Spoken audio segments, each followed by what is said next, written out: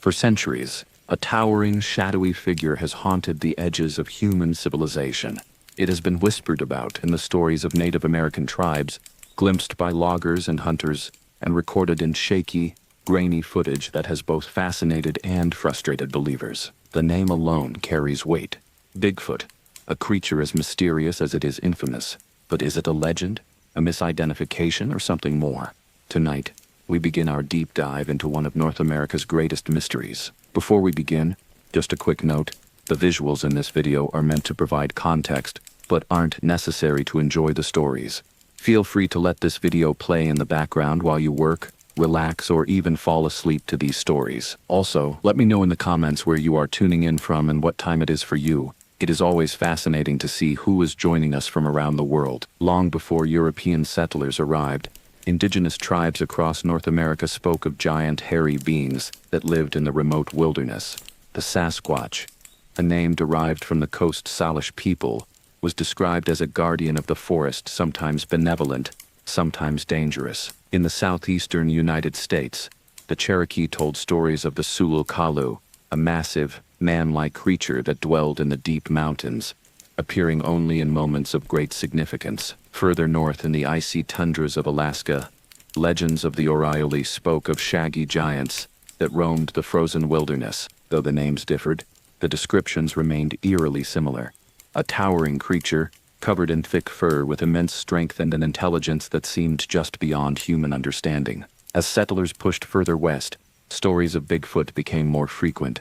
Miners, trappers, and pioneers spoke of strange footprints, eerie howls, and the unsettling feeling of being watched. Reports of encounters trickled into newspapers, often dismissed as drunken ramblings or the misidentification of bears.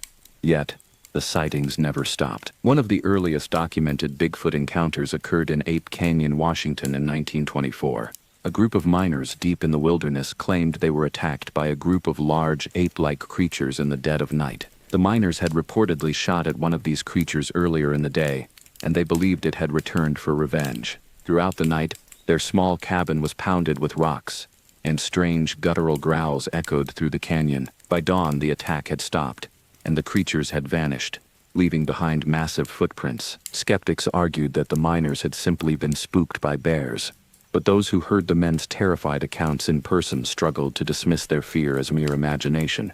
Perhaps the most famous Bigfoot sighting in history took place on October 20, 1967, near Bluff Creek, California.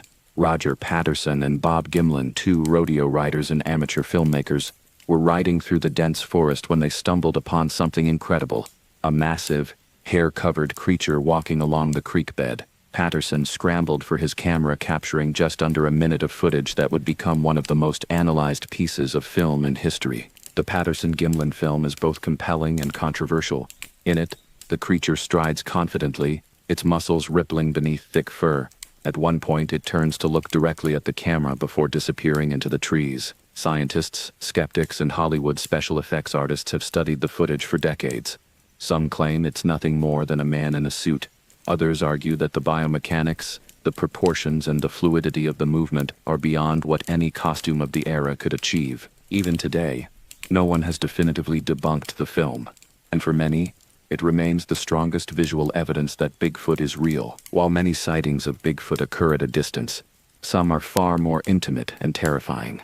In 2015, an experienced hunter in the deep forests of British Columbia had an encounter he would never forget. Setting up camp near a secluded river, he spent the day tracking deer. As dusk settled in, an eerie silence overtook the forest. Not even the usual sounds of insects or distant owls could be heard. Then, from the trees came a deep, resonant breathing. Frozen, the hunter turned slowly, his rifle at the ready. There, just beyond the edge of the firelight, stood a massive figure.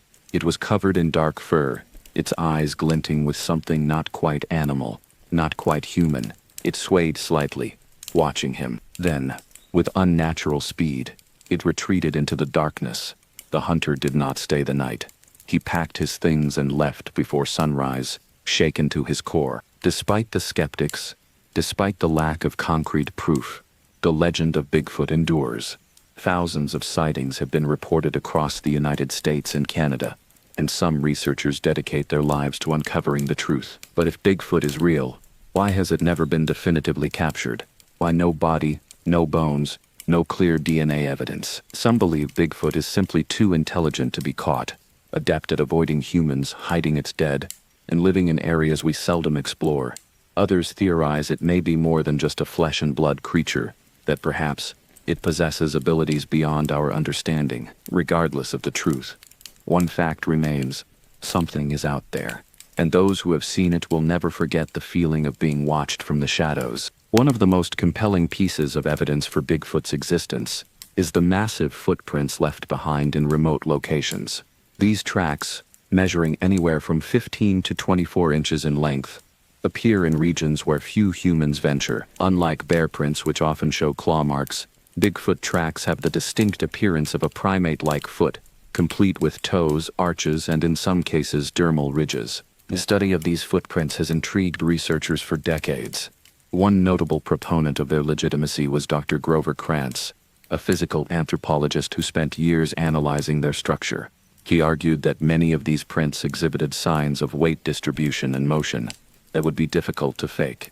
Some contained a unique feature known as the mid-tarsal break, which is common in non-human primates but absent in modern humans. This anatomical detail suggested that if Bigfoot were real, it might possess a foot structure optimized for traversing rough terrain efficiently. Critics argue that many footprints are hoaxes, created by individuals using carved wooden stompers. However, some prints defy simple explanation, found in areas nearly impossible to reach unnoticed, showing signs of pressure and movement that are difficult to replicate artificially. Over the years, alleged Bigfoot hair samples have been collected and analyzed by various laboratories. Most turn out to belong to known animals: bears, deer, elk, or even humans. However, some remain unidentified, featuring characteristics that don't match any cataloged species. In 2013, Dr. Melba Ketchum, a veterinarian and geneticist, led a controversial DNA study on purported Bigfoot samples. Her research concluded that the samples contained a mix of human and unknown primate DNA, suggesting that Bigfoot could be a hybrid species. Mainstream scientists criticized her methodology, and her findings were not widely accepted. Yet, the question remains: if Bigfoot is merely a myth, why do certain hair samples resist classification? Aside from physical evidence, one of the more chilling aspects of Bigfoot research involves recorded vocalizations. People who claim to have encountered the creature often describe guttural growls, high-pitched screams, and eerie whooping noises in remote wilderness areas. Some of the most well-known recordings come from Ron Moorhead's Sierra Sounds, captured in the 1970s in the Sierra Nevada mountains. These recordings feature strange, rapid chatter and howls that some experts have suggested exhibit linguistic patterns, potentially indicating some form of language. Audio analysts have compared these sounds to known animal calls, and while some skeptics believe they could be distorted coyote or owl noises, others argue that the complexity of the vocalizations suggests something more. Some researchers believe that Bigfoot sightings are not only real but that authorities might be aware of its existence and actively concealing evidence. There are accounts of government agents confiscating evidence, warnings issued to witnesses, and even alleged classified documents regarding the creature. While this may sound like conspiracy theory material, it raises an interesting question. If Bigfoot is just folklore, why do reports of suppression and secrecy persist? Some suggest that acknowledging Bigfoot's existence could disrupt industries like logging, as vast areas of forest might need to be protected. Others believe that if an undiscovered primate species were proven real, it could upend aspects of modern anthropology and evolutionary science. One prevailing theory among researchers is that Bigfoot could be a surviving relic of an ancient hominid species. Some suggest it could be Gigantopithecus, a massive ape that lived in Asia over 300,000 years ago. Skeletal remains indicate that Gigantopithecus stood over 10 feet tall, making it a viable candidate for Bigfoot's ancestry. However, there's a major problem with this theory. Gigantopithecus fossils have only been found in Asia, not North America. Yet some scientists argue that it's possible a population of these creatures could have migrated across the Bering Land Bridge, much like early humans did. Another possibility is that Bigfoot represents an undiscovered offshoot of human evolution, an intelligent, elusive primate that developed alongside Homo sapiens, but remained hidden in North America's vast wilderness. Skeptics frequently ask, if Bigfoot is real, why don't we find bodies or bones? It's a valid question, but not an impossible one to answer. Many animals, especially large predators, are rarely found dead in the wild. Nature has a way of reclaiming organic material quickly. Scavengers, insects, and environmental factors break down remains at an astonishing rate. Additionally, if Bigfoot is as intelligent as many believe, it could actively avoid humans, bury its dead, or live in regions too inaccessible for thorough study. Consider how rarely we find the remains of elusive animals like mountain lions or bears, despite knowing they exist. From footprints to DNA studies, vocalizations and historical accounts, the body of evidence surrounding Bigfoot is extensive, yet still inconclusive. There is no single smoking gun that proves its existence beyond doubt, and yet, there remains just enough compelling evidence to keep researchers, enthusiasts, and skeptics alike searching for the truth. Could Bigfoot be a real undiscovered species, a relic of an ancient primate, or is it merely a complex legend, perpetuated by hoaxes and misidentifications? One thing is certain, the mystery endures, and as long as sightings continue, the search for Bigfoot will never truly end. For centuries, the vast, untamed wilderness of North America has been the stage for chilling disappearances, eerie encounters, and inexplicable events that defy logic. Many of these vanishings occur in the same remote regions where Bigfoot sightings are most commonly reported: dense forests, isolated mountain ranges, and deep river valleys untouched by modern civilization. Could these incidents be linked? Are people unknowingly wandering into the territory of something beyond our understanding? One of the most unsettling aspects of Bigfoot lore is the correlation between disappearances and areas known for cryptid activity. Hunters, hikers, and campers have reported friends and family members vanishing without a trace, often under circumstances that seem impossible to explain. David Paulides, a former police officer and investigator, has spent years researching unexplained disappearances in national parks and rural areas, documenting hundreds of cases in his Missing 411 book series. Some of the patterns he has uncovered are particularly chilling. Victims are often experienced outdoorsmen or children who vanish within seconds of being seen by a companion.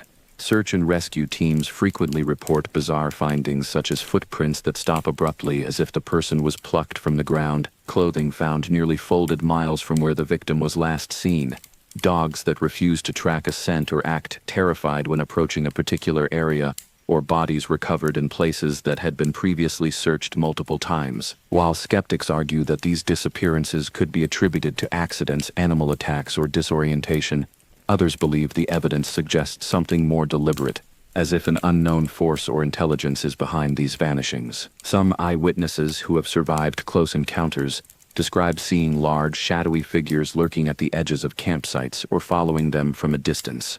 Could Bigfoot be responsible for some of these disappearances? If so, is it an aggressive predator, a territorial guardian, or something else entirely? One of the most infamous cases often associated with Bigfoot theories is the disappearance of Dennis Martin in the Great Smoky Mountains National Park in 1969. Dennis, a 6-year-old boy, was on a camping trip with his family when he ran off to hide as part of a playful game with his brothers and friends.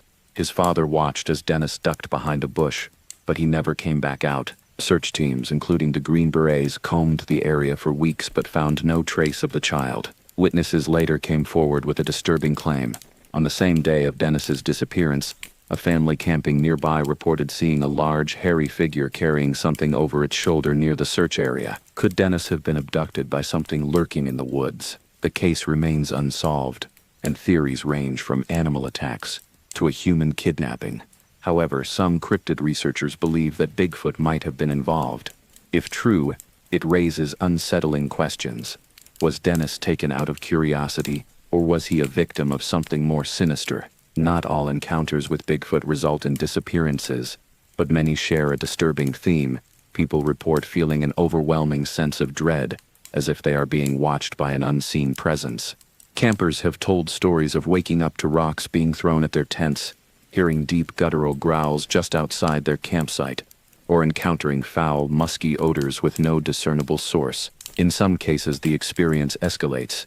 Campers find large trees inexplicably pushed over, as if something massive was demonstrating its strength. These behaviors suggest a pattern of territorial aggression, as if the creature is warning intruders to leave.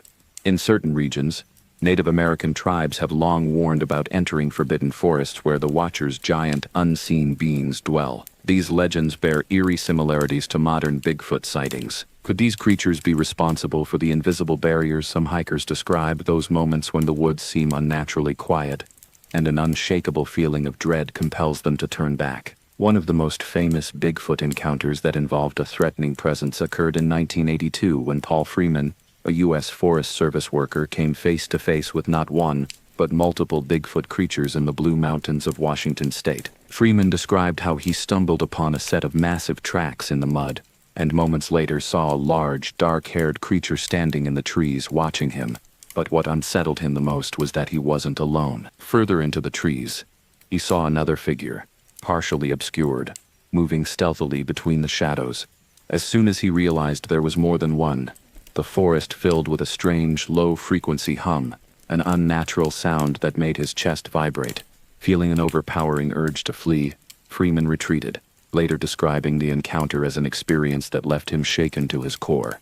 This begs an unsettling question. Could some Bigfoot encounters involve not just one creature, but entire groups? If so, could this explain why some disappearances happen so quickly, with no trace of the victim ever being found? One of the more disturbing theories suggests that Bigfoot isn't just a passive forest dweller. It might actively stalk and observe humans. Many outdoorsmen have reported the sensation of being followed during long hikes. Some claim to have seen large figures mirroring their movements from a distance, staying just far enough away to avoid detection, but close enough to be felt. Some of the most unnerving cases include hunters who find trees snapped in half near their campsites overnight, fishermen who hear deep guttural breathing just outside their tents, and hikers who suddenly become paralyzed with fear, as if something unseen is near. Could this be a natural behavior of these creatures, watching, waiting, assessing? And if so, what are they waiting for? Despite the skepticism surrounding Bigfoot, one thing is clear. The forests hold secrets we have yet to understand. Disappearances, eerie encounters, and aggressive behavior all point to a possibility that something large, intelligent, and territorial roams the wilderness. Whether it's a reclusive primate, an undiscovered hominid, or something stranger altogether, the stories persist and they aren't going away. For now, the mystery of Bigfoot remains just that, a mystery. But as long as the sightings continue, as long as people vanish without a trace, and as long as that eerie, unshakable feeling of being watched lingers in the deepest parts of the forest, we must ask ourselves, what if the legends are true? In the realm of cryptid legends, few figures command the same eerie intrigue as the Mothman, a dark, winged being that seems to exist at the boundary between the natural and the supernatural. Unlike creatures such as Bigfoot, whose existence is debated largely in terms of biological plausibility, the Mothman is something else entirely, a phantom-like figure, a harbinger of disaster, and an entity that seems tied not just to one place, but to unexplained catastrophes around the world. Most cryptids, no matter how terrifying their reputation, are seen as part of the animal kingdom. Undiscovered species, evolutionary holdovers, or rare and elusive creatures. But the Mothman legend carries a distinctly different air. The stories surrounding this entity feel almost otherworldly, as if those who witness it are glimpsing into a world they were never meant to see. The modern legend of Mothman began in the mid-1960s in the quiet town of Point Pleasant, West Virginia. This small, unassuming community, nestled along the banks of the Ohio River, was soon to become ground zero for a wave of terrifying encounters, sightings that shook the town to its core and continue to baffle investigators to this day. But was Mothman merely a cryptid, a misidentified bird, or was it something else, a being that arrived with a purpose? And if so, was that purpose to warn or to witness? It was a cool autumn evening, November 15th, 1966, when two young couples, Roger and Linda Scarberry and Steve and Mary Mallett, set out for a drive. Their car rumbled down the dark, empty roads on the outskirts of Point Pleasant, where the remains of an abandoned World War II-era TNT factory sat in eerie silence. This decaying facility, overgrown with vines and surrounded by dense forest, had long been a popular hangout for local teens and explorers. But that night, something was waiting in the darkness. As their headlights swept across the road ahead, they saw something impossible. Standing just beyond the light's reach was a dark, humanoid figure, at least 7 feet tall, covered in what looked like dark, leathery skin or feathers. Its massive wings were folded behind its back, but what stood out most, what made their stomachs drop, were its eyes. Glowing a deep, menacing red, the eyes seemed to pierce through the darkness, reflecting the car's headlights like 2 burning coals. For a moment, the group sat frozen, staring at the entity. Then, as if breaking from a trance, Roger Scarberry slammed his foot on the gas, sending the car screeching forward. As they raced away, something moved.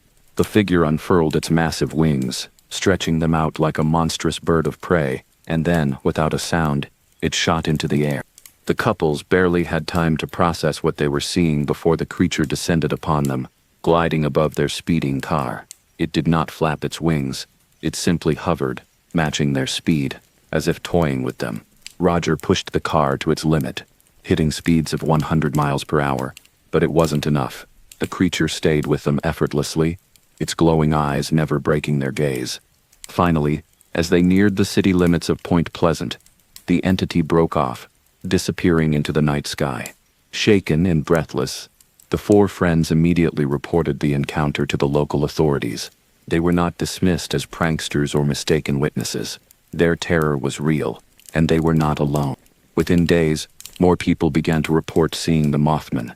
It seemed as though the creature had made its presence known, and now it was everywhere. A gravedigger working in a cemetery near Clendon, West Virginia, reported seeing a massive winged figure swooping through the trees just days before the Scarberry mallet encounter. A woman driving alone on a rural road claimed she was chased by a dark-winged entity, its glowing red eyes staring through her windshield. Farmers reported strange animal mutilations, livestock found dead, their bodies untouched except for precise incisions, and the inexplicable draining of blood. And then came the noises. People in Point Pleasant began hearing low-frequency hums, distorted radio signals, and an eerie screeching sound, a sound that seemed to come from nowhere and everywhere at once. In the year following the Mothman sightings, Point Pleasant became gripped by unease. There was an undercurrent of dread, as if the town itself knew that something was coming. Then, on December 15, 1967, disaster struck. The Silver Bridge, a suspension bridge that connected Point Pleasant to Ohio, collapsed during rush-hour traffic. The tragedy claimed 46 lives, as cars and trucks plunged into the freezing Ohio River. It was one of the worst bridge disasters in American history, and in the wake of the tragedy, a chilling rumor spread. The Mothman had been seen on the bridge in the days leading up to the collapse. Witnesses came forward claiming to have spotted the glowing red eyes watching from the steel beams, a dark figure standing motionless as if waiting. Had the Mothman been trying to warn the town of the impending catastrophe? Or had it merely been a silent observer watching as fate unfolded? Some believe that the Mothman is not a creature in the traditional sense, but a being tied to disaster, an omen of death that appears before tragic events. Others argue that the Silver Bridge collapse was merely a tragic coincidence, and that the Mothman legend was an invention of fearful minds trying to find meaning in catastrophe. But the sightings didn't stop. In the years after Point Pleasant's tragedy, Mothman-like entities have been reported all over the world, from Chernobyl to Japan, always in connection with disaster. So what, then, is the Mothman? A flesh-and-blood cryptid, an undiscovered species of giant owl or bat, a supernatural omen, a harbinger of things to come, or something even more terrifying, something beyond human comprehension? Whatever the answer, one thing is certain: the Mothman legend is far from over. In the wake of the Point Pleasant Mothman encounters, the legend of this eerie winged entity has only grown more complex. Was it simply a cryptid, a strange and undiscovered species, or did its presence carry a more ominous significance? Over the decades, researchers, skeptics, and believers have put forward a wide range of theories, attempting to explain the nature of the Mothman. Some believe it to be a misidentified bird, while others argue it is an interdimensional being, an alien entity, or even a government experiment gone wrong. And yet, no single theory can fully explain the bizarre string of sightings, disappearances, and disasters connected to Mothman encounters. Could it be possible that Mothman is part of something bigger, a phenomenon that transcends time and place? The most straightforward explanation is that the Mothman is a flesh-and-blood creature, an undiscovered species of giant nocturnal bird or bat. Some biologists suggest that the original Mothman sightings could be explained by a sandhill crane, a large wading bird with a wingspan of up to 7 feet. Sandhill cranes also have red patches around their eyes, which, when reflecting car headlights at night, could create the illusion of glowing red eyes. Other researchers argue that the creature could be a massive owl, possibly a species similar to the great horned owl or the barn owl, which have been known to appear strangely humanoid in silhouette when perched. Owls are also capable of producing eerie, unearthly screeches, which could explain the terrifying sounds reported by some witnesses. However, these explanations fail to account for the intelligent behavior of the Mothman, particularly its ability to follow speeding cars, vanish into thin air, and appear just before major disasters. If Mothman were simply a large bird, why would its appearances always coincide with impending tragedy? One of the most disturbing theories regarding Mothman is that it may not be a biological creature at all, but rather a being that exists outside of our reality, capable of moving between dimensions. Some paranormal researchers believe that Mothman may be linked to the concept of ultra-terrestrials, beings that exist in parallel worlds but occasionally interact with ours. This could explain why the Mothman never seems to be caught on clear, definitive film or video. Despite multiple eyewitness accounts, it vanishes instantly, even when seen at close range, and why it is often accompanied by other strange phenomena, including UFO sightings, men in black encounters, and psychic disturbances. Could Mothman be a being that slips in and out of our reality, perhaps as an observer of human events, or even as a warning system of impending catastrophe? Supporters of this theory point to the fact that after the Silver Bridge collapse, Mothman sightings in Point Pleasant ceased almost entirely. It was as if the entity had completed its mission and then disappeared. Yet, in the years that followed, similar winged entities have been reported worldwide, often linked to tragic events such as the Chernobyl disaster in 19, where workers reportedly saw a dark-winged figure flying near the reactor days before the explosion, and the Fukushima nuclear meltdown in 2011, where locals claimed to have seen a giant winged creature hovering near the facility before the disaster. If these accounts are to be believed, it suggests that Mothman is not bound to one place or time, but instead appears whenever disaster is imminent. Another chilling theory is that Mothman is not a natural entity at all, but rather the result of secret military experiments. Point Pleasant, the site of the original Mothman sightings, is home to the abandoned TNT area, a former World War II munitions storage facility. Some locals believe that the government may have been conducting classified experiments there, possibly involving genetic mutations, bioengineered creatures, or advanced surveillance drones. Supporters of this theory argue that the Mothman's glowing red eyes could be a sign of night vision technology, similar to that used by military aircraft. Its immense speed and silent flight suggest something far beyond normal animal behavior, perhaps an advanced bioengineered entity, and the men in black were reported in Point Pleasant immediately following the Mothman sightings, intimidating witnesses and discouraging them from speaking out. What if Mothman was a classified military project that escaped into the wild? Could the U.S. government have been testing experimental flight technology or biological weapons in Point Pleasant? And if so, why did it appear again decades later at other disaster sites across the world? Perhaps the most terrifying theory is that Mothman is not an animal, an alien, or a government experiment, but rather something far more ancient and unknowable. Many cultures throughout history have spoken of dark omens, supernatural beings that appear as warnings before disasters. In Scottish folklore, the Bean-Nye is a spectral woman who washes the clothes of those about to die. In Irish mythology, the Banshee is a spirit whose wailing is said to foretell death. Some Native American legends tell of Thunderbirds, powerful winged spirits associated with storms and great change. Could the Mothman be another such spiritual harbinger, warning humanity of impending calamity? Witnesses often describe an overwhelming sense of dread when they see Mothman, as if their subconscious recognizes the creature's significance. Is it possible that the Mothman does not cause disasters but merely appears as a messenger, a grim specter that watches as fate unfolds?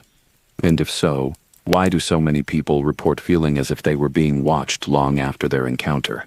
Despite decades of research, speculation, and investigation, the true nature of the Mothman remains unknown. Could it be an undiscovered cryptid, A trans-dimensional traveler, a government experiment, or something more akin to an ancient omen. Perhaps the truth is more terrifying than any theory that Mothman is something we were never meant to understand, something that moves in the shadows of history and tragedy, and perhaps, even now, is watching us. The legend of Mothman didn't end with the collapse of the Silver Bridge in 1967. If anything, it only grew stronger. Since the initial Point Pleasant wave, reports of red-eyed winged creatures have surfaced all over the United States and beyond, raising the question, was Mothman ever confined to West Virginia, or is it something far more widespread and persistent? One of the most puzzling modern waves of sightings has been centered around Chicago, Illinois. Beginning in 2011 and increasing in 2017, dozens of eyewitnesses from ordinary residents to police officers and airport workers have claimed to see a tall, humanoid creature with enormous wings, often near O'Hare International Airport. Unlike the Mothman of Point Pleasant, this urban entity seems to favor skyscrapers, bridges, and highways, leading many to speculate that it could be connected to modern infrastructure in a similar way to its 1960s counterpart. In August of 2017, a man walking home one evening reported seeing a dark figure with glowing red eyes standing on the rooftop of a parking garage. Before he could process what he was looking at, the creature suddenly spread its wings and silently glided away, disappearing into the night. 2 years later, in July of 2019, 2 airline employees at O'Hare claimed to see a bat-like humanoid standing near a cargo dock. It reportedly watched them, its red eyes glowing, before taking off into the sky with an eerie, unnatural grace. In another chilling account from October of 2020, a truck driver making a late-night delivery near the airport described a massive creature perched on a streetlight. He insisted it was at least 8 feet tall, with leathery wings and eyes that seemed to burn into him as it watched from above.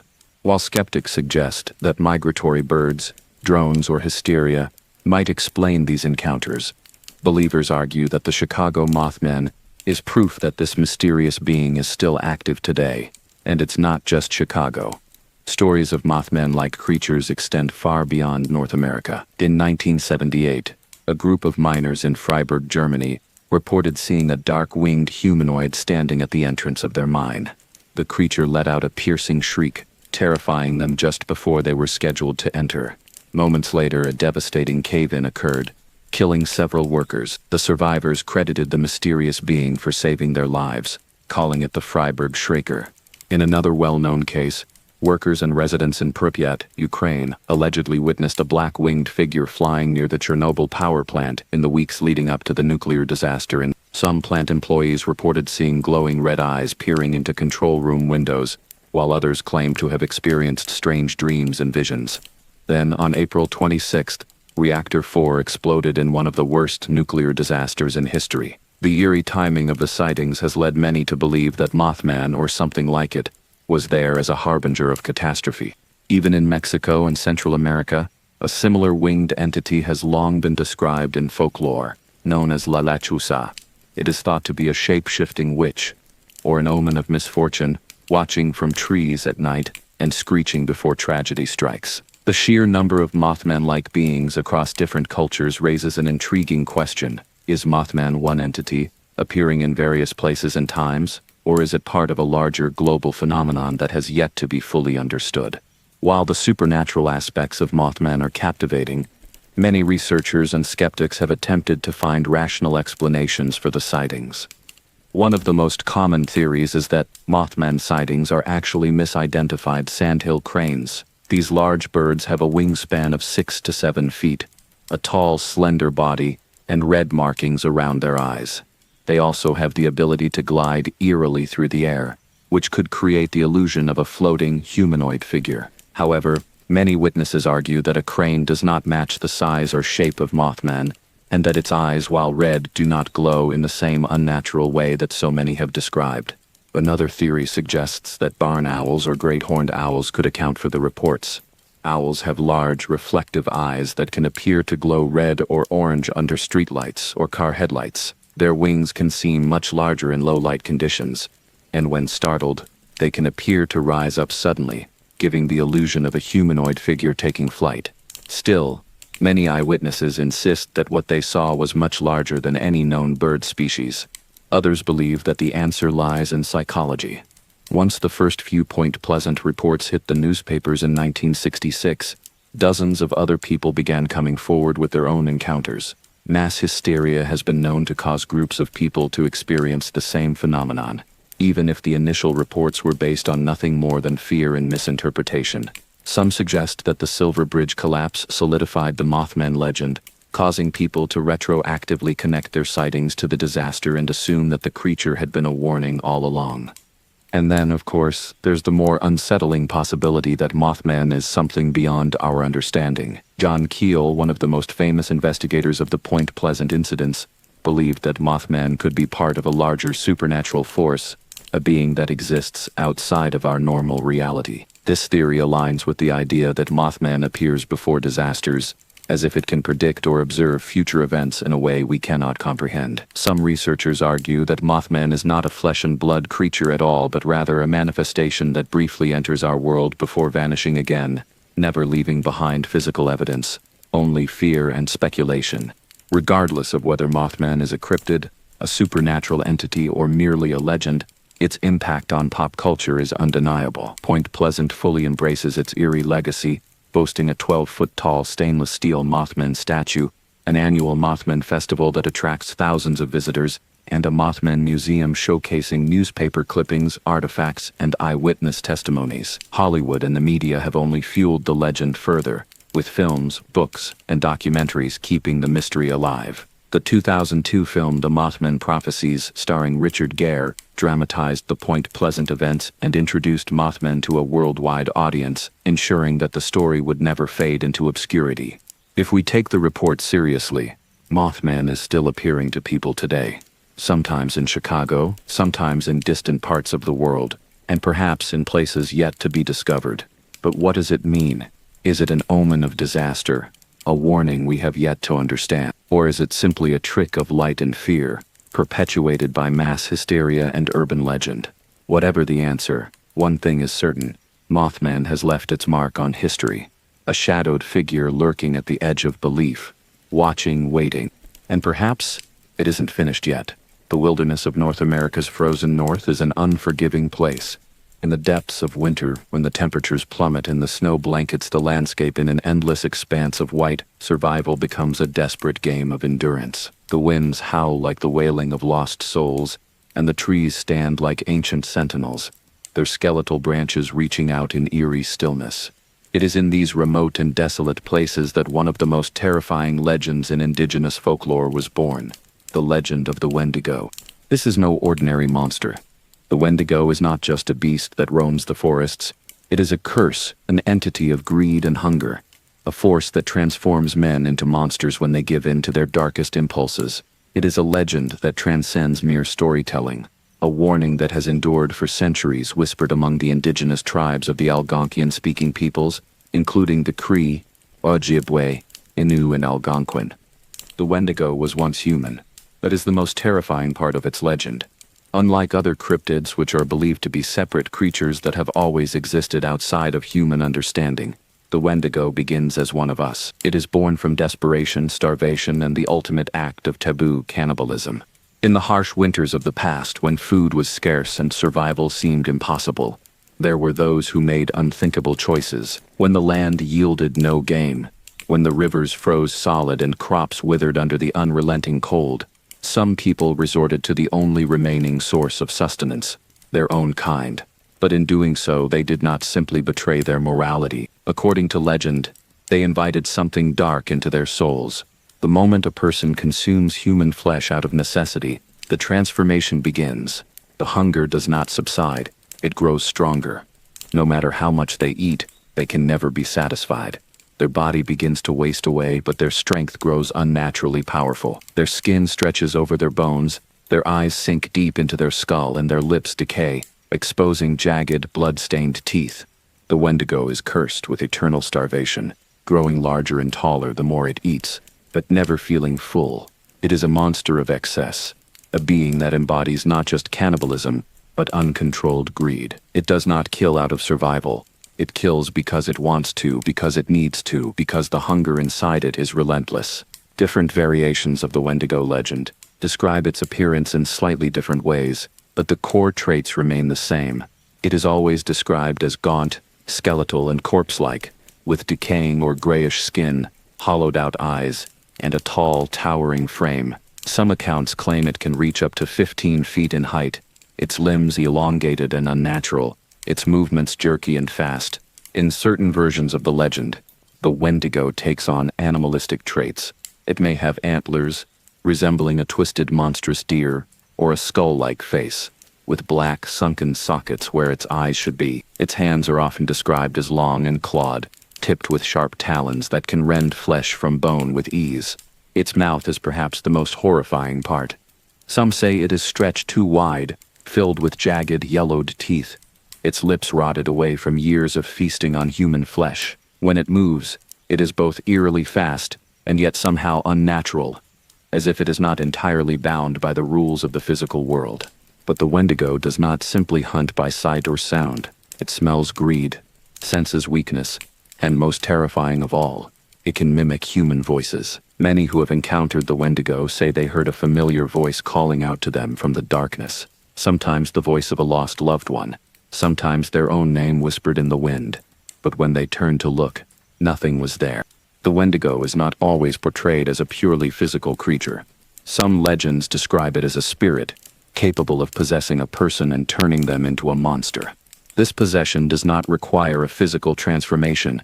It is a sickness of the soul, one that can spread like a plague. According to some indigenous beliefs, a person does not need to eat human flesh to become a Wendigo.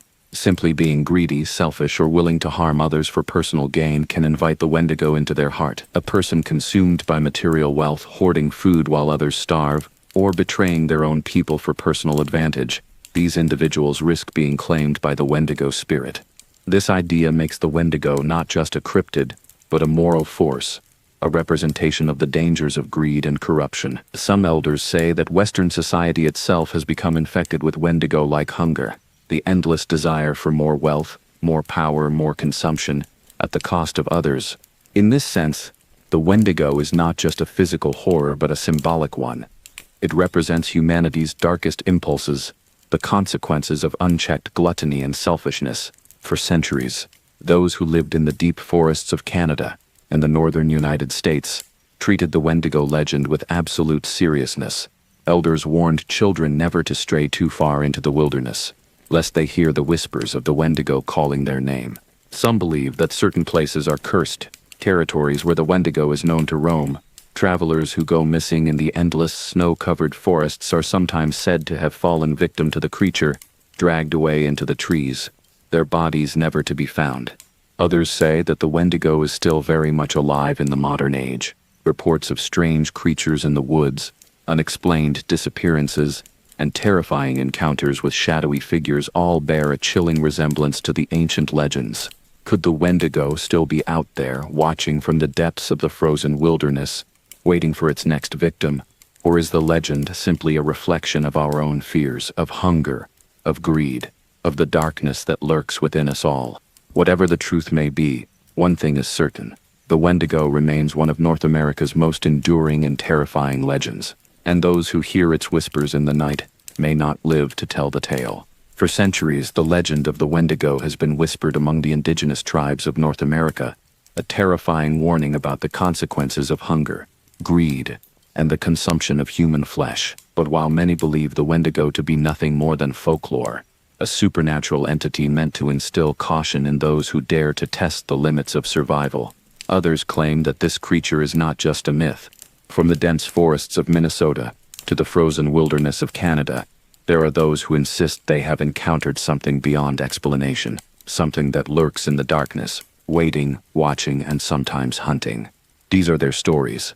In the early winter of 1974, an experienced hunter named Joseph Gray set out alone into the forests of northern Ontario. He was an experienced outdoorsman, familiar with the harsh conditions of the Canadian wilderness. With his rifle in hand and his gear packed, he expected nothing more than a quiet hunting trip in one of the most remote regions of the country. But something was watching him. On the third night, Joseph set up camp near the edge of a frozen lake. The fire crackled, and the cold wind whispered through the trees. That's when he noticed something odd. The forest had gone completely silent. No rustling of animals, no howling of distant wolves, Not even the usual creaking of the trees. The air felt heavy, as if something unseen had settled over the land. Then, he heard it. A low, guttural growl so deep it vibrated in his chest. It sounded close, but when he scanned the darkness beyond the fire's glow, there was nothing there. Joseph tried to brush it off as a distant wolf, but an hour later the growling returned, this time closer. He grabbed his rifle and scanned the tree line. That's when he saw it. Standing at the edge of the trees was a tall, skeletal figure. Its skin stretched over its bones like old leather. Its eyes, sunken and black, reflected the fire's glow. Its mouth was too wide, lined with jagged, yellowed teeth. But the worst part? It was grinning. Joseph didn't hesitate. He fired his rifle at the figure. The crack of the gunshot echoed through the frozen air, and when he looked again, it was gone. There were no tracks in the snow, no signs of anything having been there at all. Terrified, he packed up his camp and hiked back to his truck at first light. He never returned to that part of the forest again. One of the most disturbing abilities attributed to the Wendigo is its mimicry, the ability to imitate human voices, often those of lost loved ones, to lure victims into the woods. Stories of this phenomenon stretch back for centuries, and modern accounts suggest that it may still happen today. In 2011, a small group of friends decided to take a winter camping trip near Lake Superior. The group consisted of 4 men in their mid-20s, all experienced hikers and campers. They set up camp near a thick tree line and spent the evening sharing stories around the fire. At around midnight, one of the men, Kyle, excused himself to use the bathroom a short distance away from the campsite. As he stepped away from the fire, he heard a voice in the distance, a voice calling his name. Kyle. Kyle. Help me. It was his mother's voice. Frozen in place, he turned toward the sound. It was coming from deep in the woods, beyond the reach of their flashlights. His first instinct was to dismiss it.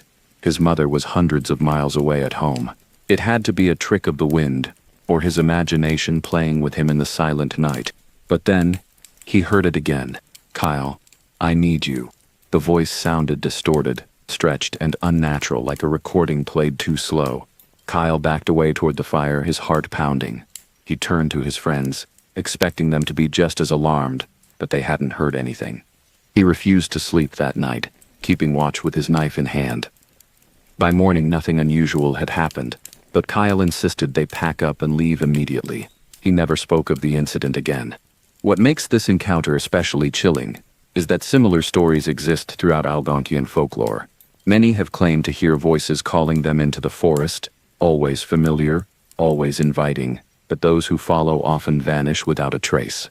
One of the most infamous and chilling cases linked to Wendigo lore is the story of Swift Runner, a Cree trapper from Alberta, Canada.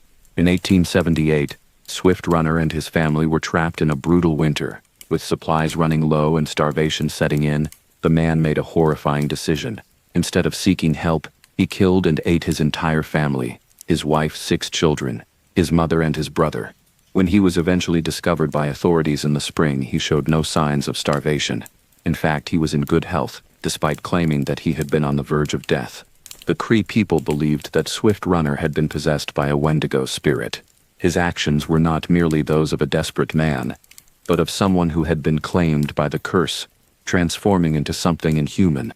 He was arrested and later executed by hanging, but his case remains one of the most famous real-life instances of someone allegedly succumbing to Wendigo psychosis, a rare disorder described in some indigenous communities, in which a person becomes obsessed with consuming human flesh.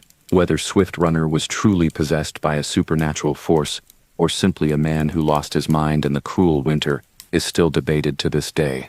If the Wendigo is just folklore, what are people actually encountering in the woods? Some researchers suggest that the sightings could be misidentified animals, such as starving bears or moose, whose gaunt appearance and erratic behavior could be mistaken for something unnatural.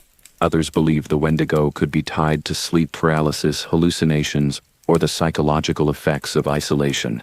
The deep wilderness, especially in winter, can play tricks on the mind. The silence, the cold, the endless stretches of trees. Humans are not meant to exist in such conditions for long.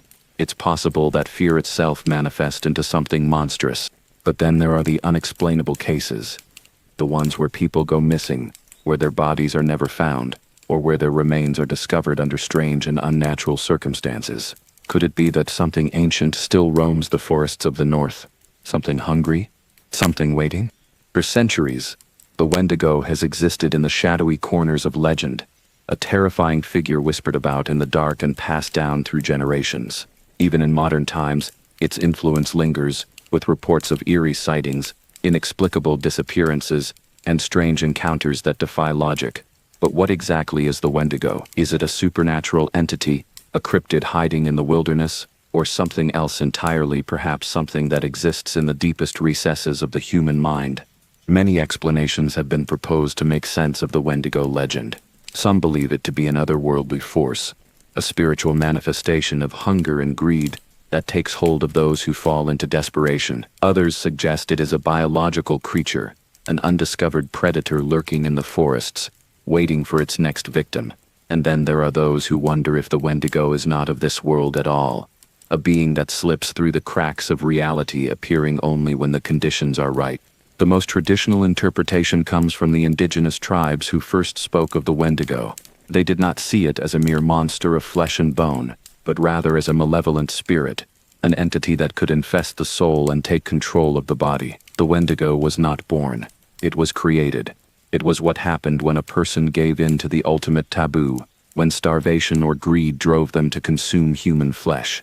The transformation was both physical and spiritual. Their body would become gaunt and elongated, their skin stretched thin over protruding bones, their lips would shrivel, their eyes would sink, and yet, no matter how much they consumed, they would remain eternally hungry. This belief was deeply ingrained in Algonquian culture. It was said that once the Wendigo took hold, there was no return. The person was lost, consumed by an insatiable hunger that would never be satisfied.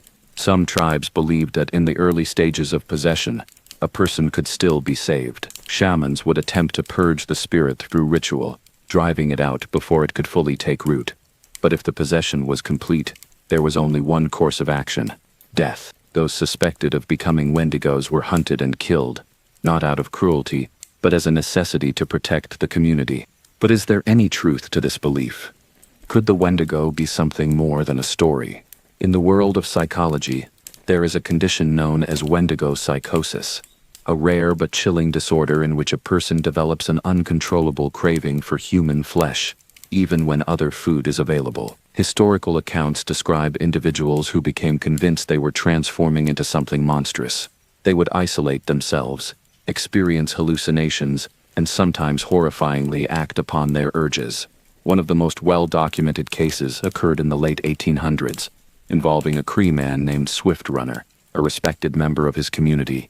He suddenly changed one winter, growing violent and withdrawn. His family vanished, and when authorities investigated, they discovered a gruesome scene: bones stripped clean, evidence of cannibalism. Swift Runner claimed he had been possessed by a Wendigo. Whether he truly believed this or was using it as an excuse for his crimes remains unknown. He was eventually executed, but his story became one of the most infamous examples of Wendigo psychosis.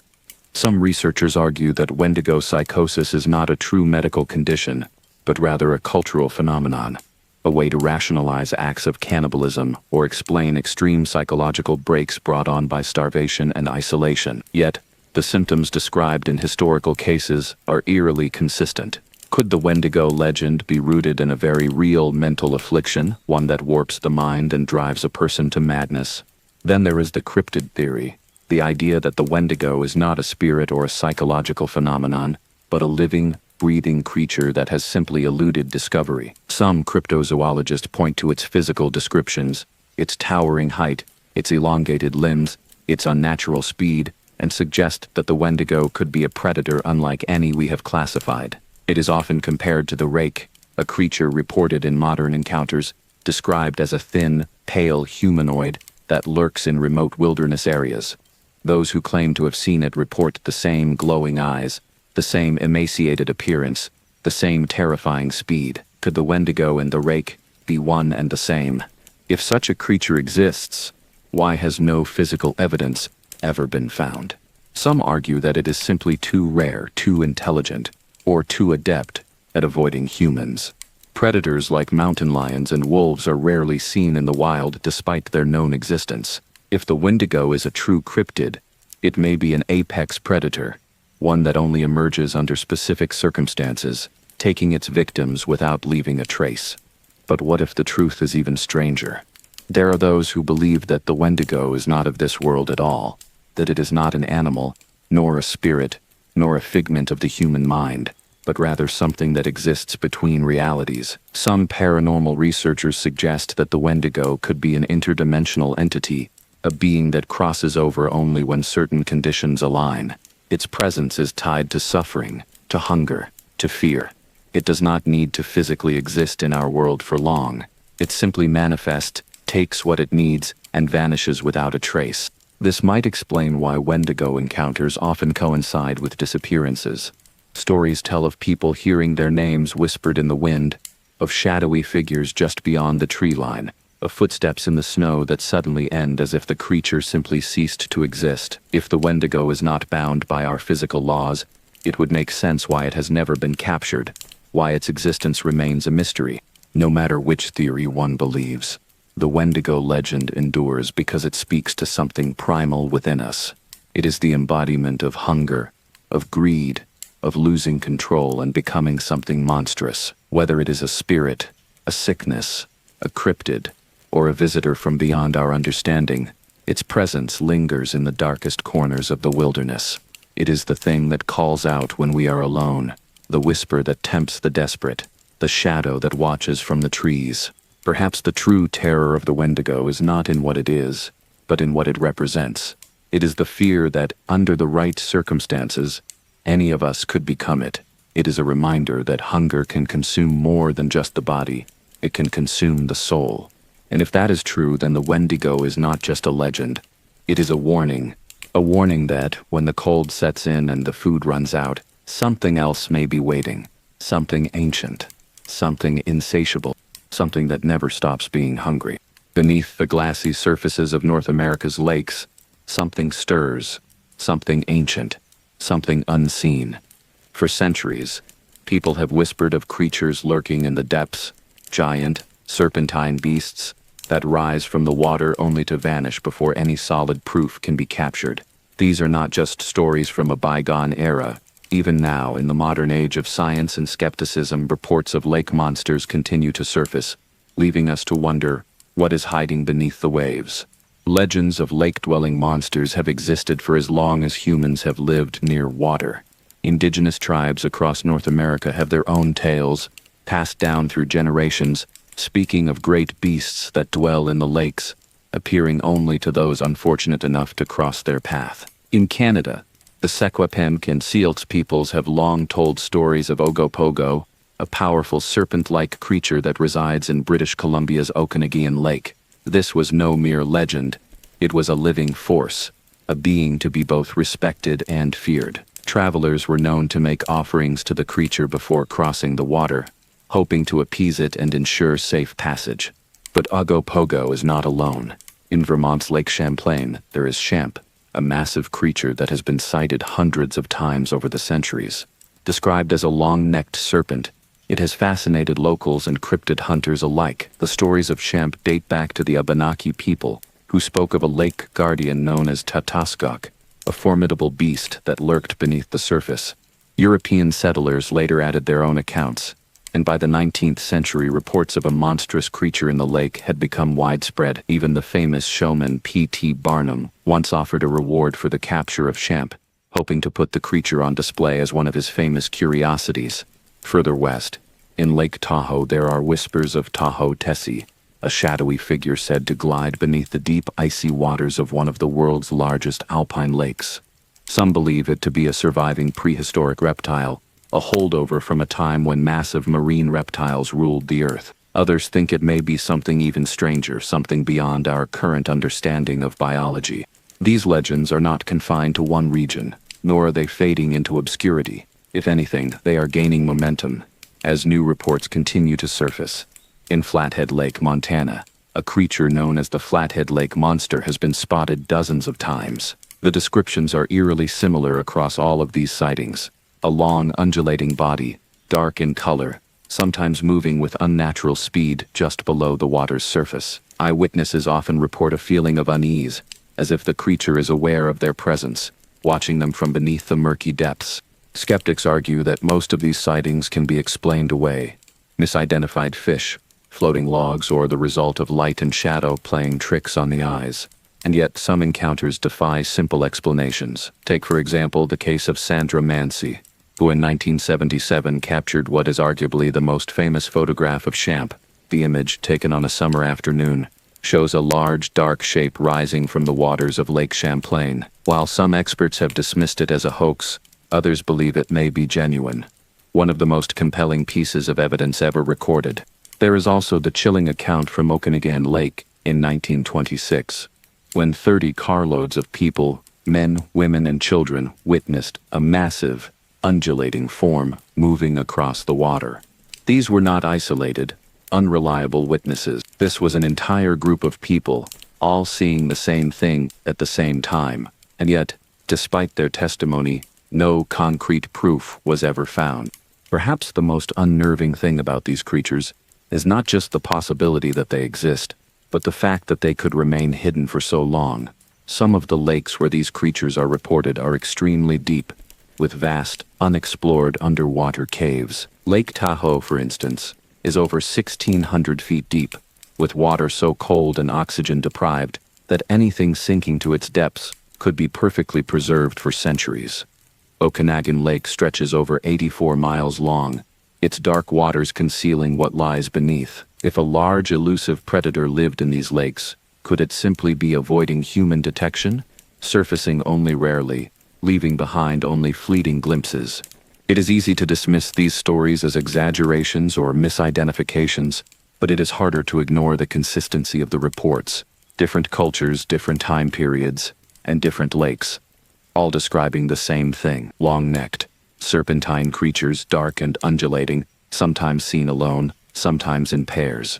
If this were merely folklore, would the stories be so eerily similar, even in places where there was no known communication between early civilizations? One of the most intriguing possibilities is that these lake monsters could be surviving prehistoric creatures. Some researchers speculate that they could be remnants of the plesiosaur, a marine reptile that thrived millions of years ago. Others believe they might be a species of giant eel or an undiscovered aquatic reptile, something that has managed to evade detection due to its rarity and its deep water habitat. There is also the unsettling idea that these creatures may not be entirely biological. Some cryptid enthusiasts suggest that lake monsters could be interdimensional entities, creatures that do not permanently exist in our world, but rather slip in and out of it. This would explain their elusive nature, their sudden appearances and disappearances, and why no physical remains have ever been found. Some have even drawn connections between lake monsters and paranormal hotspots, suggesting that these creatures may not be cryptids in the traditional sense, but something far stranger, manifestations of forces we do not yet understand.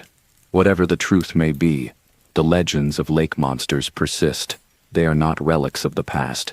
They are active, evolving, growing stronger with each new sighting, each new account of something vast and unknown moving beneath the water. Science tells us that we have explored only a fraction of the world's lakes and oceans. If something ancient and unknown still roams the waters, it would not be impossible for it to remain hidden. For those who have seen them, the truth is undeniable. They have watched the water ripple when nothing should have been there. They have seen the shadows move beneath the surface. They have felt the deep, unshakable certainty that they are not alone. And for the rest of us, perhaps the next time we stand at the edge of a great, dark lake, we will think twice before dismissing the stories. We will listen to the stillness, watch the water for movement, and wonder what might be looking back at us from the depths. Because sometimes, the surface is only a disguise, and what lies beneath is more terrifying than we could ever imagine. The stories of lake monsters are not relics of the past. They are not just whispered legends passed down from one generation to the next. Even in the modern age, an age of science, satellite imaging, and high-definition cameras, people continue to report chilling encounters with massive, unknown creatures moving beneath the water. These are not just isolated cases. They come from all walks of life: fishermen, boaters, swimmers, even police officers and scientists. They all share one thing in common: the certainty that they saw something that defies explanation. One of the most famous modern accounts comes from Sandra Mincy, who in 1977 captured a photograph of what many believe to be Champ, the legendary lake monster of Lake Champlain. That summer, Sandra and her family were enjoying a peaceful afternoon by the lake when they noticed something enormous rise from the water. It wasn't a wave, nor was it a log. It was dark, serpentine, and it moved. Stunned, Sandra grabbed her camera and took a single picture before the creature submerged again. To this day, her photograph remains one of the most hotly debated pieces of evidence. Experts have analyzed it, trying to determine if it could have been a floating object or a known animal. But the mystery endures.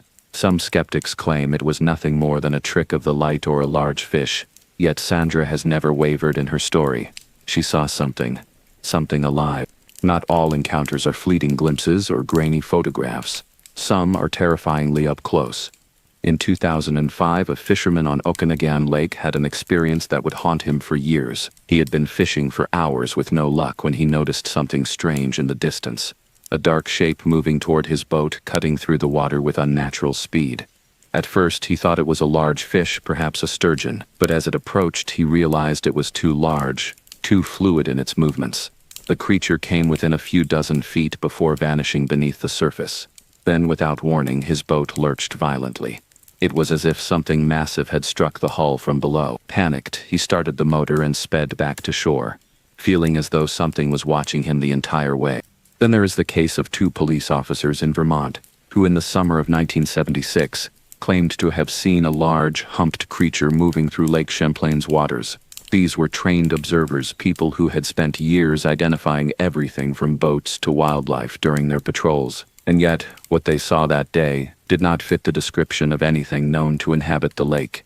The officers watched as the creature glided across the water, its dark form occasionally dipping beneath the waves before reappearing. They described it as at least 30 feet long, moving with a smooth, undulating motion that ruled out any ordinary animal. Some of the most compelling modern reports come from groups of people witnessing the same thing at the same time.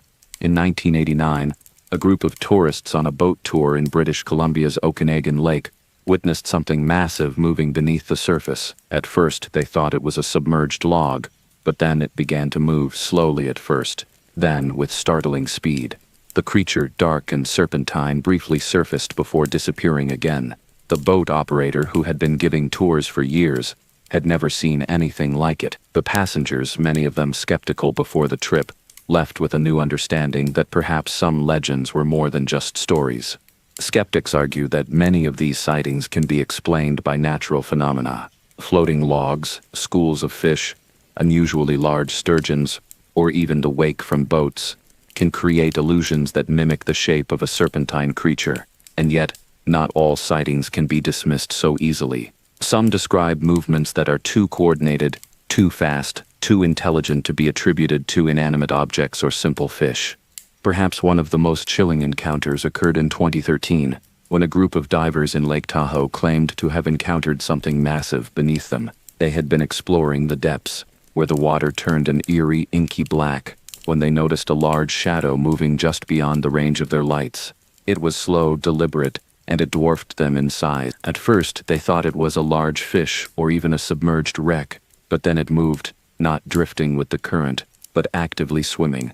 The divers, feeling an overwhelming sense of unease, decided to surface. As they ascended, one of them swore they saw a massive, glowing eye staring at them from below. Lake Tahoe has long been rumored to hold secrets in its depths. Local lore speaks of not only Tahoe Tessie, the alleged lake monster, but also strange humanoid figures seen beneath the water. Some believe these could be misidentified fish or tricks of the light, but others suspect something more sinister. Could an unknown species be lurking in the frigid depths? Something that has adapted to avoid detection. Even in recent years, sightings continue. In 2019, a kayaker in Montana's Flathead Lake captured footage of a large moving object creating an unmistakable wake. The video, though blurry, shows something large just beneath the surface, its movement suggesting a living creature rather than an inanimate object. Similarly, in 2021, a drone operator in Vermont accidentally filmed what appeared to be a long, dark figure moving just below the surface of Lake Champlain. When he reviewed the footage, he realized that what he captured closely resembled classic descriptions of Shemp, the long-necked undulating form that has been reported for centuries. One of the most baffling aspects of these lake monster sightings is the geographic consistency. Across North America, in completely different lakes with vastly different ecosystems, people are reporting almost identical creatures. If this were simply a case of mass hysteria or folklore influencing perception, wouldn't there be more variation in descriptions? Why do so many independent accounts describe dark, serpentine creatures with humps and long necks? Perhaps the answer lies in something we have yet to discover. The oceans are still largely unexplored, and even some freshwater lakes have depths that remain mysterious. Cryptozoologists argue that we should not be so quick to dismiss the possibility of an undiscovered species, especially one that has adapted to avoid human detection. For now, the mystery remains. Those who have seen these creatures are left with a deep, unsettling realization that something enormous, something unknown, still roams the depths of North America's lakes. Whether it is a prehistoric survivor, an undiscovered species, or something even stranger, one thing is certain: the water holds secrets, and some of them are watching us from below. The reports of lake monsters across North America beg the ultimate question: what exactly are people seeing? Are these creatures biological entities, remnants of a forgotten prehistoric past, or are they illusions, tricks of the water, or manifestations of something beyond our current understanding? While skeptics and believers continue to debate, several compelling theories attempt to explain the persistence of these aquatic legends. One of the most popular scientific theories is that many lake monster sightings can be attributed to misidentified animals, particularly large fish such as sturgeons. Sturgeons are ancient fish, some species dating back over 200 million years, and they are known to grow to immense sizes. In some cases, they can reach lengths of over 10 feet, with long, armored bodies that, when seen from the right angle, might resemble the serpentine form described by eyewitnesses. Unlike typical fish, sturgeons often move slowly and glide near the surface, creating the illusion of a large undulating shape. Could it be that sightings of creatures like Ogopogo, Shemp, and Tahoe Tessie are simply encounters with these massive, prehistoric-looking fish? Another widely accepted explanation is seismic activity and natural water disturbances. Some lakes sit near tectonic fault lines, meaning that occasional underwater tremors or gas eruptions could create sudden waves or disturbances that resemble something large moving beneath the surface. Additionally, boat wakes can persist long after the vessel has passed, forming rhythmic wave-like patterns that could easily be mistaken for the back of a serpentine creature. But not all sightings can be so easily explained. Some reports describe creatures that appear to move against the current, actively swimming in a manner that does not match waves, logs, or fish. In these cases, other possibilities must be considered. One intriguing theory is that some lake monsters might be surviving prehistoric species. The idea of plesiosaurs, marine reptiles that thrived during the Mesozoic era, still lurking in modern lakes, has captivated the imagination of cryptozoologists. The classic image of a long-necked, humped lake creature so frequently reported in Lake Champlain, Loch Ness, and other locations closely resembles what one might expect from a living plesiosaur. However, there are major problems with this theory. Plesiosaurs were marine reptiles, meaning they required saltwater environments to survive. The likelihood of them adapting to freshwater lakes, particularly ones that were formed after the last ice age, is highly unlikely. Additionally, there has never been a confirmed discovery of plesiosaur remains in any modern lake. Another possibility is that the creatures seen in these lakes belong to an unknown species of giant eel. Some lakes, such as Lake Champlain and Lake Okanagan, are known to contain populations of large freshwater eels. While most eels are relatively small, some species, such as the European conger, can grow up to 10 feet long in the wild. If an undiscovered species of eel exists in these deep lakes, it could explain many of the sightings. Eels have a distinctive, snake-like swimming pattern that could create the illusion of a multi-humped creature when partially seen from above. Unlike the plesiosaur theory, this explanation aligns with biology and known evolutionary trends, making it a more plausible answer to the lake monster mystery. Yet, there are still reports that defy zoological explanation altogether. Some cryptozoologists and paranormal researchers have suggested that lake monsters may not be physical creatures at all, but instead manifestations of something else entirely. This brings forth the idea that these beings could be interdimensional creatures, entities that exist beyond the confines of our known reality and only briefly appear in our world. There are legends of certain lakes, particularly those considered sacred by indigenous tribes, being gateways to other realms where spirits or supernatural entities emerge. Could the reports of massive, shadowy beings in the water be glimpses of something that exists on the boundary between our world and another? Adding to this mystery is the strange phenomenon of disappearing bodies and unexplained drownings in lakes associated with monster sightings. Some lakes, such as Lake Tahoe, have a chilling history of swimmers and boaters vanishing without a trace, despite calm water conditions. Rescue teams have occasionally reported finding bodies that are eerily well preserved as if they had been frozen in time, while others are never found at all. While it's true that strong undercurrents in cold water can contribute to drowning cases, could there be something more at play? Some theories suggest that the creatures lurking in these lakes are not just passive observers but predators, capable of pulling people under without leaving evidence behind. A more scientific take on this phenomenon involves limnological anomalies, strange occurrences related to the behavior of deep, cold lakes. In some lakes, sudden temperature shifts and pockets of low oxygen can create disorienting effects on swimmers and divers, leading to accidents. Additionally, bizarre optical illusions caused by light refraction can make objects in the water appear larger or more distorted than they really are. Still, even with logical explanations in play, there remain reports that seem impossible to dismiss as simple misidentifications. Take, for example, the recent advancements in sonar technology, which have yielded unexplained underwater anomalies in some of the most famous monster-infested lakes. In 2019, a team of researchers scanning the depths of Loch Ness in Scotland picked up a large, moving object over 30 feet in length, swimming at a depth where no known animal of that size should be. Similar sonar readings have been reported in Lake Champlain and Lake Okanagan, showing large, fast-moving shapes that defy conventional explanation. If these creatures do exist, how have they remained undetected for so long? The answer might lie in the vast, unexplored nature of these deep lakes.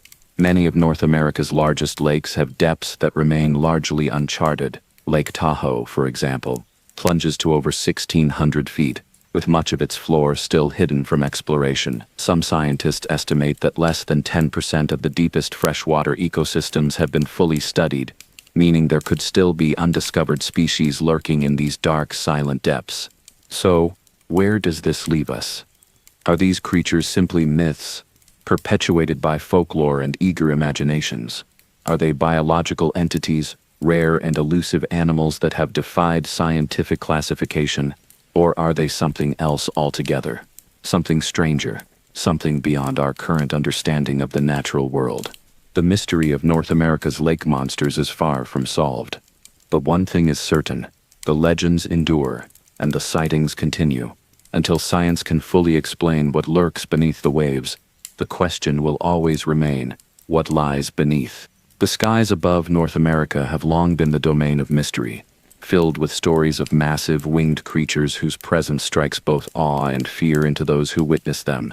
Of these aerial enigmas, none is more legendary than the Thunderbird, a creature deeply embedded in the traditions of indigenous cultures across the continent. Described as a colossal bird with an immense wingspan, the Thunderbird is said to wield the power of the storm itself, summoning lightning and thunder with each powerful beat of its wings.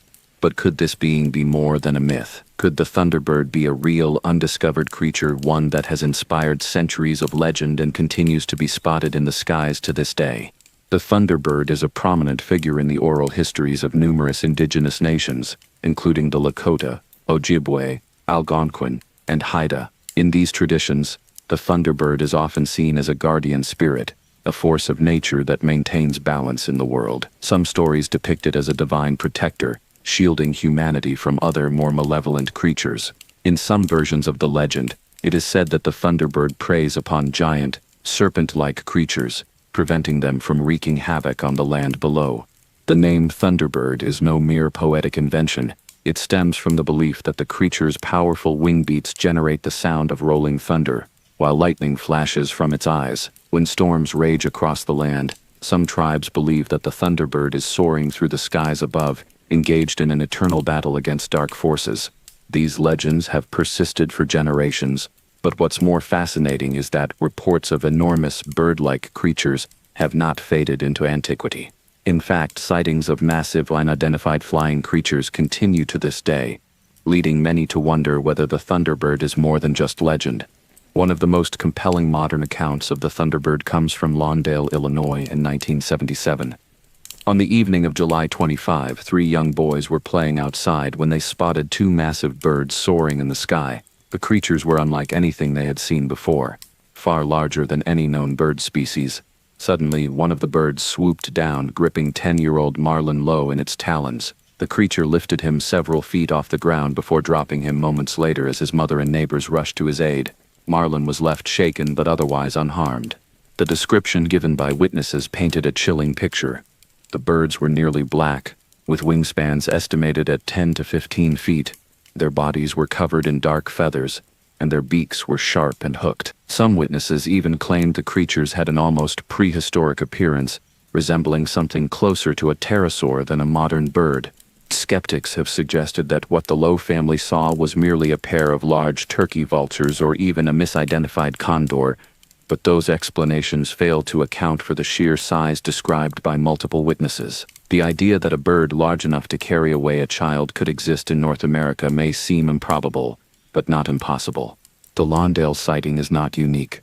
Reports of giant birds with monstrous wingspans appear throughout history, particularly in the Midwestern and Great Plains regions of the United States. In 1890, 2 cowboys in Arizona reportedly shot and killed a massive pterosaur-like bird, which they claimed had a leathery body, a long beak, and an enormous wingspan. Their story was published in the Tombstone Epitaph, leading to widespread speculation that a prehistoric flying reptile had somehow survived into modern times.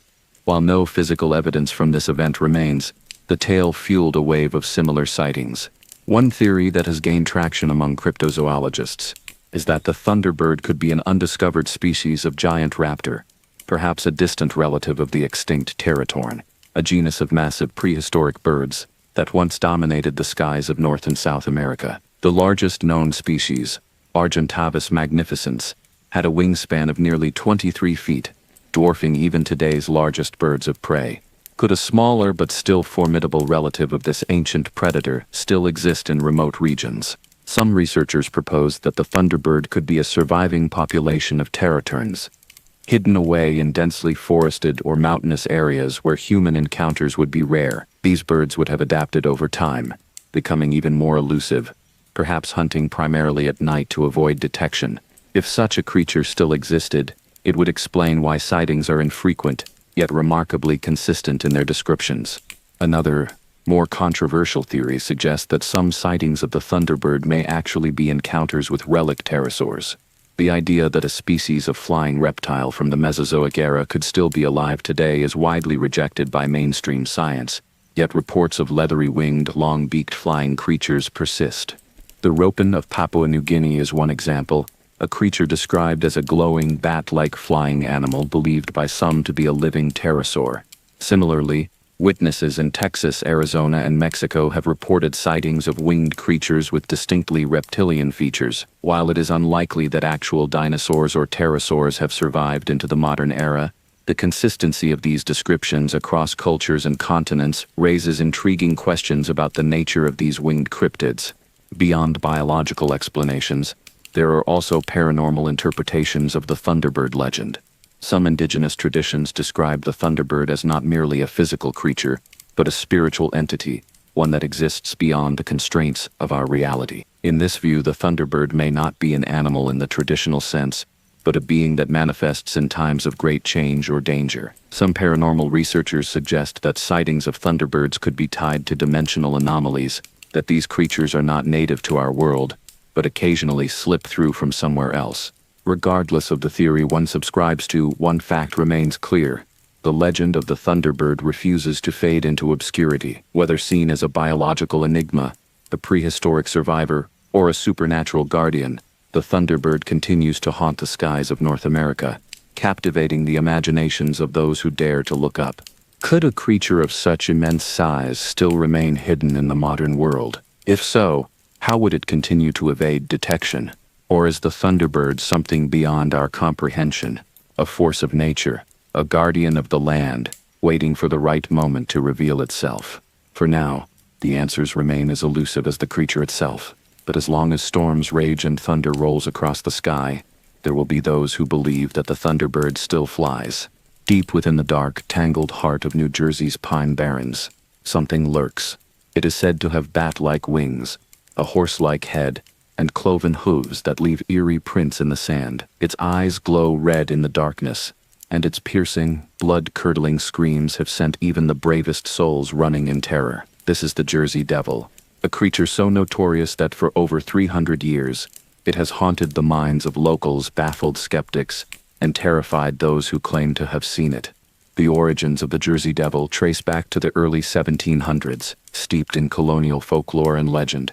The most well-known tale revolves around a woman known as Mother Leeds, who lived in the heart of the Pine Barrens with her large family. According to legend, Mother Leeds was a poor woman struggling to raise 12 children when she discovered she was pregnant with a 13th. Frustrated, overwhelmed, and perhaps even cursed, she allegedly cried out in anger, declaring, "Let this one be the devil."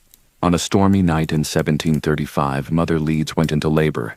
The child was born normal at first, but as the midwives gathered around, the infant began to twist and change before their very eyes. Its body stretched, its skin grew leathery and dark, and before long, the newborn had transformed into a hideous winged creature. It sprouted claws, its face elongated into something grotesque and animalistic, and then, with a terrible screech, it unfurled its bat-like wings and took flight, escaping through the chimney into the stormy night. From that moment forward, the creature known as the Leeds Devil, later renamed the Jersey Devil, was said to roam the Pine Barrens, a monster born of a mother's cursed words and fate's cruel hand. While skeptics often dismiss the story as a mere folktale, sightings of the Jersey Devil have persisted for centuries. One of the earliest recorded encounters took place in the early 1800s, when Napoleon Bonaparte's brother, Joseph Bonaparte, claimed to have seen the beast while hunting near Bordentown, New Jersey. According to his account, the creature had a long serpentine body, large wings, and glowing red eyes that fixated on him before vanishing into the trees. Throughout the 19th century, farmers in the region frequently reported finding their livestock slaughtered, their cattle mutilated, and their chickens drained of blood, evidence, they claimed, of the Jersey Devil's predatory nature. The locals feared to travel alone at night, and those who ventured deep into the Pine Barrens told stories of strange, unearthly cries echoing through the trees like the wail of a tormented soul. However, the most infamous outbreak of Jersey Devil sightings came in January of 1909. Over the course of a single week, hundreds of people across New Jersey, Pennsylvania, and Delaware claimed to have seen the creature. The sightings were so numerous and widespread that they made headlines in newspapers across the country. In Bristol, Pennsylvania, a police officer reported seeing a large, winged beast flying low over the town, emitting a high-pitched scream that sent shivers down his spine.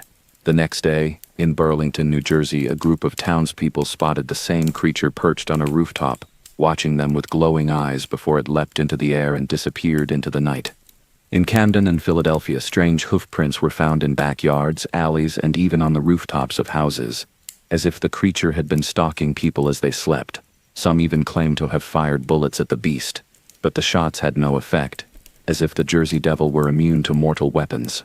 Panic spread so rapidly that factories and schools shut down, and armed hunting parties were formed to track and kill the creature. People barricaded themselves inside their homes, convinced that the Devil of the Barrens was stalking them. Yet, just as quickly as it had appeared, the Jersey Devil vanished. The sightings stopped, and life in New Jersey slowly returned to normal.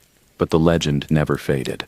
Throughout the 20th and 21st centuries, sporadic reports have continued to surface. Hikers, campers, and hunters exploring the Pine Barrens have heard its eerie cries, seen strange shadows darting through the trees, and even caught fleeting glimpses of a winged figure soaring above the dense forest canopy.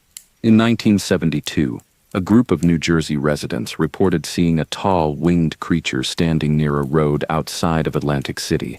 In 1980, a farmer in Salem County awoke to find his entire herd of livestock dead and torn apart, with hoof-like tracks leading into the woods. More recently, in 2015, a motorist driving down Route 9 near Leeds Point claimed to have photographed a dark winged figure flying above the trees, though skeptics dismissed it as a hoax. While many researchers believe that the Jersey Devil is pure folklore, others suggest it could be a misidentified animal such as a large owl, a massive bat, or even a deformed deer. Some have speculated that the legend stems from early political and religious tensions, with the Leeds family, a real historical family in colonial New Jersey, being vilified by their neighbors, leading to the creation of the monstrous tale. However, there are those who believe the Jersey Devil is something more sinister, something not of this world. Some say it is a demonic entity, a supernatural force born out of a mother's curse. Others suggest that it could be a lost remnant of a prehistoric species, an unknown animal that has survived for centuries in the dense, untouched wilderness of the Pine Barrens. Whatever the truth may be, one fact remains undeniable. The legend of the Jersey Devil refuses to die. It has embedded itself into New Jersey's very identity, becoming more than just a cryptid.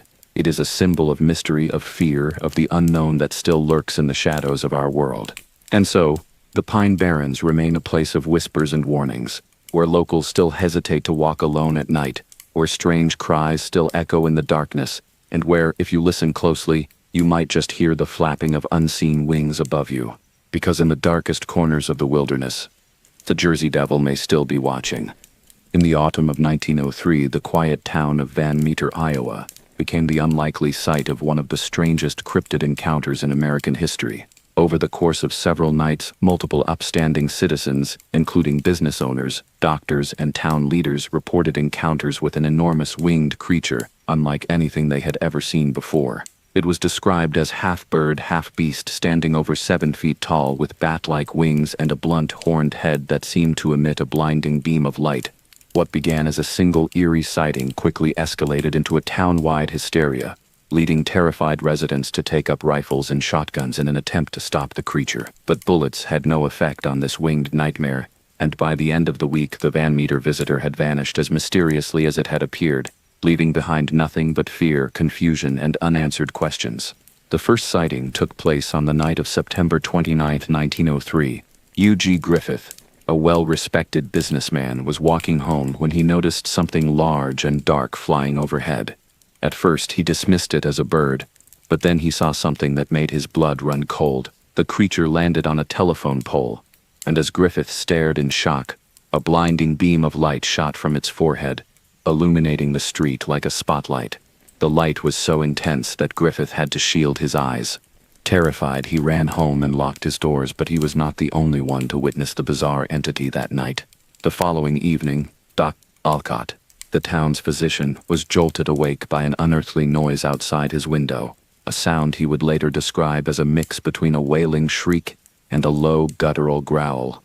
Armed with a shotgun, he cautiously stepped outside and came face to face with the impossible. There, standing in the dim glow of his lantern, was the Van Meter visitor, a massive humanoid creature with huge leathery wings, an elongated head, and eyes that glowed like burning coals. Before Dr. Alcott could react, the creature emitted the same blinding light from its forehead, momentarily stunning him. He raised his shotgun and fired at point-blank range, but the pellets bounced off its skin as if the creature were made of solid stone. With a powerful flap of its wings, it leapt into the air, vanishing into the night as Dr. Alcott stood frozen in horror. By the third night, panic had begun to spread through the town. Clarence Dunn, the local banker, had grown increasingly concerned about reports of an intruder breaking into his business. That night, he decided to stake out the bank with a loaded shotgun, expecting to confront a human thief. Instead, he came face to face with the impossible. As he sat in the darkness, he suddenly heard a strange clicking sound outside the bank's vault.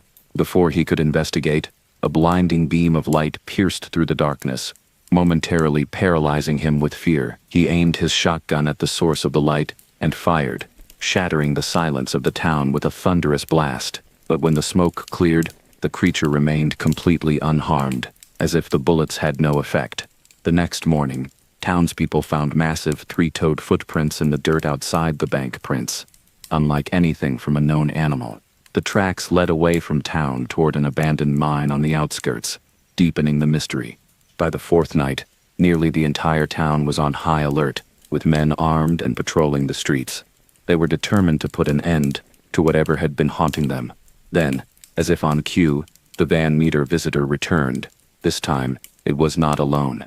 Witnesses reported seeing two creatures, one large and one smaller, possibly a juvenile, emerging from the abandoned mine. The creatures flapped their massive wings, hovering over the town as their glowing foreheads lit up the sky like eerie searchlights. Gunfire erupted as the townspeople unleashed everything they had, but it was useless. The creatures shrieked in defiance, completely unfazed by the bullets. Then, as quickly as they had arrived, the creatures descended back into the mine. The town's bravest men gathered and sealed the mine's entrance, hoping to trap whatever lurked within. After that night, the Van Meter visitor was never seen again. To this day, no one knows what truly happened in Van Meter in 1903. Skeptics have proposed a variety of explanations, from large owls or sandhill cranes to mass hysteria fueled by overactive imaginations. But those who were there, those who saw the creature with their own eyes, swore it was something not of this world. Some researchers believe that the Van Meter visitor could have been an undiscovered species, something that had survived deep within the earth, only emerging when disturbed. Others suggest it could have been an extraterrestrial being, due to its strange light-emitting ability and apparent immunity to bullets. Some have even drawn parallels between the Van Meter visitor and Mothman, as both were winged humanoid creatures associated with strange lights and unexplained fear. But perhaps the most chilling theory is the idea that the creature was not meant to be seen, that it was something ancient, something locked away for centuries, and the people of Van Meter had simply witnessed its temporary escape. Even now, over 100 years later, the legend of the Van Meter visitor refuses to die. Paranormal investigators and cryptid hunters still venture into the abandoned mine, hoping for a glimpse of whatever once emerged from its depths. Locals tell stories of strange sounds in the hills, of eerie lights flickering in the distance, as if something is still there, waiting. The abandoned mine remains sealed, but one question lingers. Did the townspeople of Van Meter truly trap the creature inside, or did it simply move on, waiting for the right moment to return? Whatever the answer may be, the events of 1903 remain one of the most baffling cryptid encounters in American history. A terrifying reminder that there are things in this world that defy explanation. And perhaps, in the quiet corners of our own towns, in the shadows of the night, something similar still lurks, watching, waiting, and glowing in the darkness. In the heart of Wisconsin, along a quiet stretch of road near the small town of Elkhorn, something lurks in the darkness.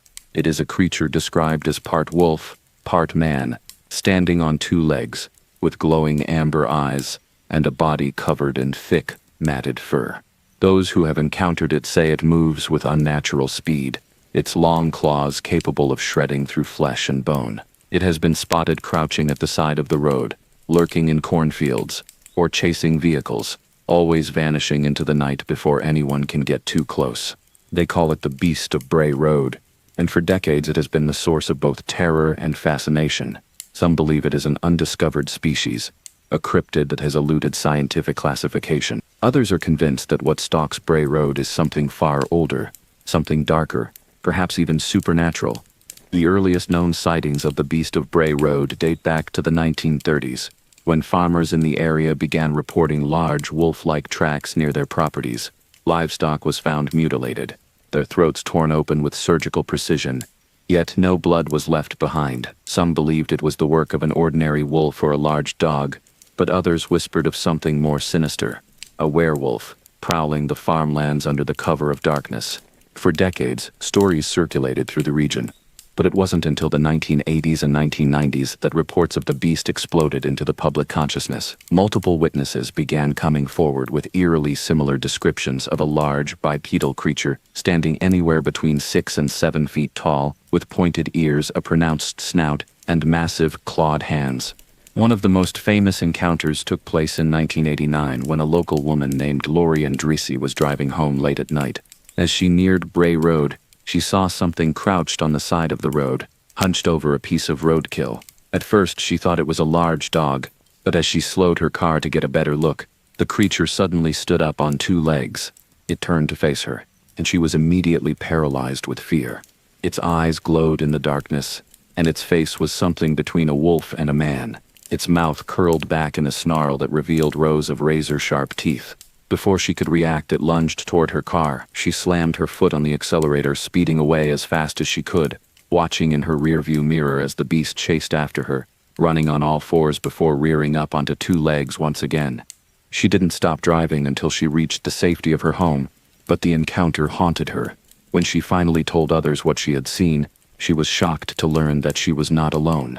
More and more residents of Elkhorn and surrounding areas began coming forward, sharing their own terrifying encounters with the Beast of Bray Road. Some had seen it lurking in cornfields, its glowing eyes staring at them through the stalks. Others reported seeing it scratching at their windows at night, its breath fogging up the glass. A few unfortunate souls even claimed to have been chased by the creature, barely escaping with their lives. As the reports gained traction, local newspapers picked up the story, and soon the legend of the Beast of Bray Road spread beyond Wisconsin. Cryptozoologists and paranormal investigators flocked to the area, hoping to catch a glimpse of the creature. Some brought motion-activated cameras and set up in the woods near Bray Road, but no definitive photographic evidence has ever surfaced. Despite the lack of proof, the physical evidence left behind is chilling.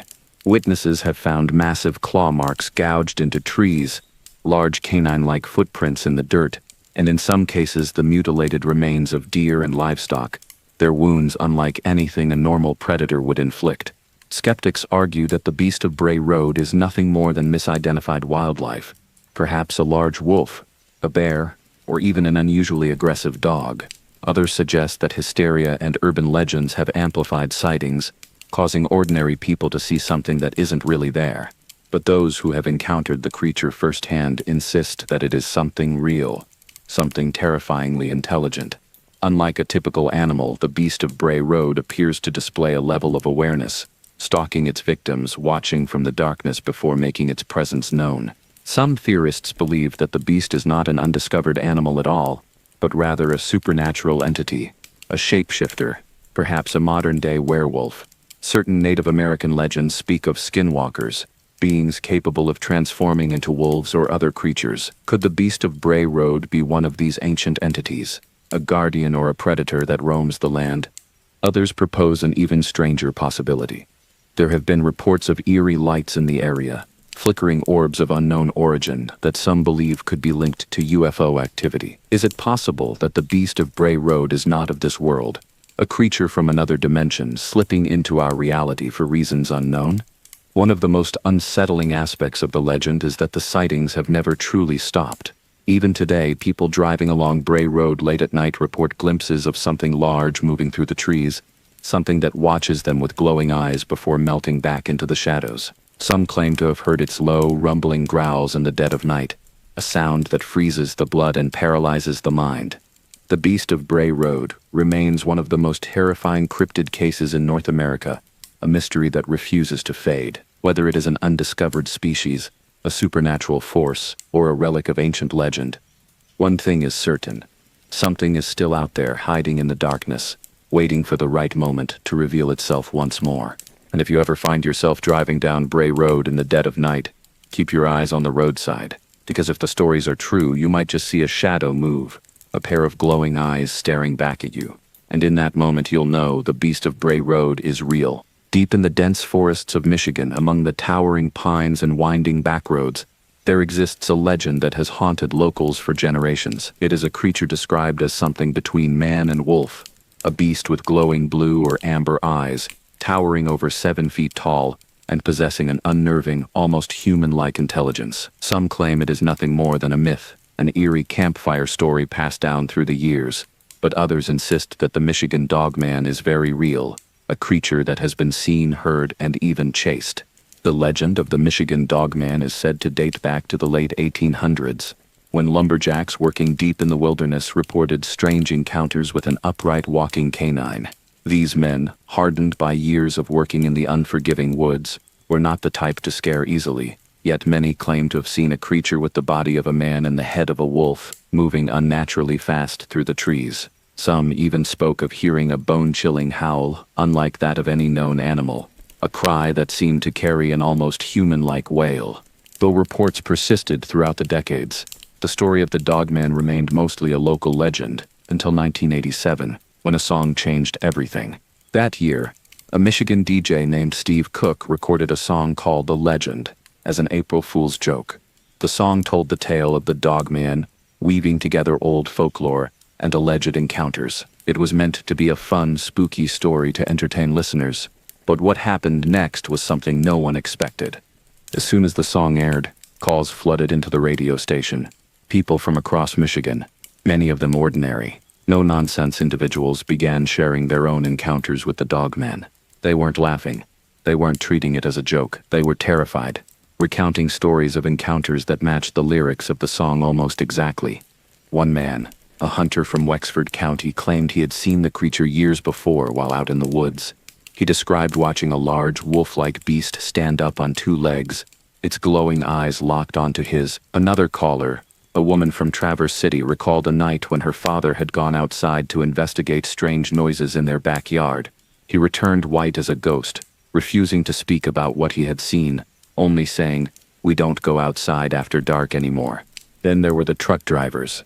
More than a few long-haul drivers who regularly traveled the back roads of northern Michigan told of something massive darting across the road in the dead of night. Some described a hulking, wolf-headed figure running faster than any human should be able to, while others swore they had seen clawed handprints on their vehicles after stopping for the night. One of the most famous encounters came from Reed City in the 1990s when a young boy claimed he saw a tall, dark-furred creature watching him through his bedroom window late at night. His parents dismissed it as a nightmare, but when they went outside the next morning they found deep, canine-like footprints beneath the window, prints far too large to belong to any normal dog.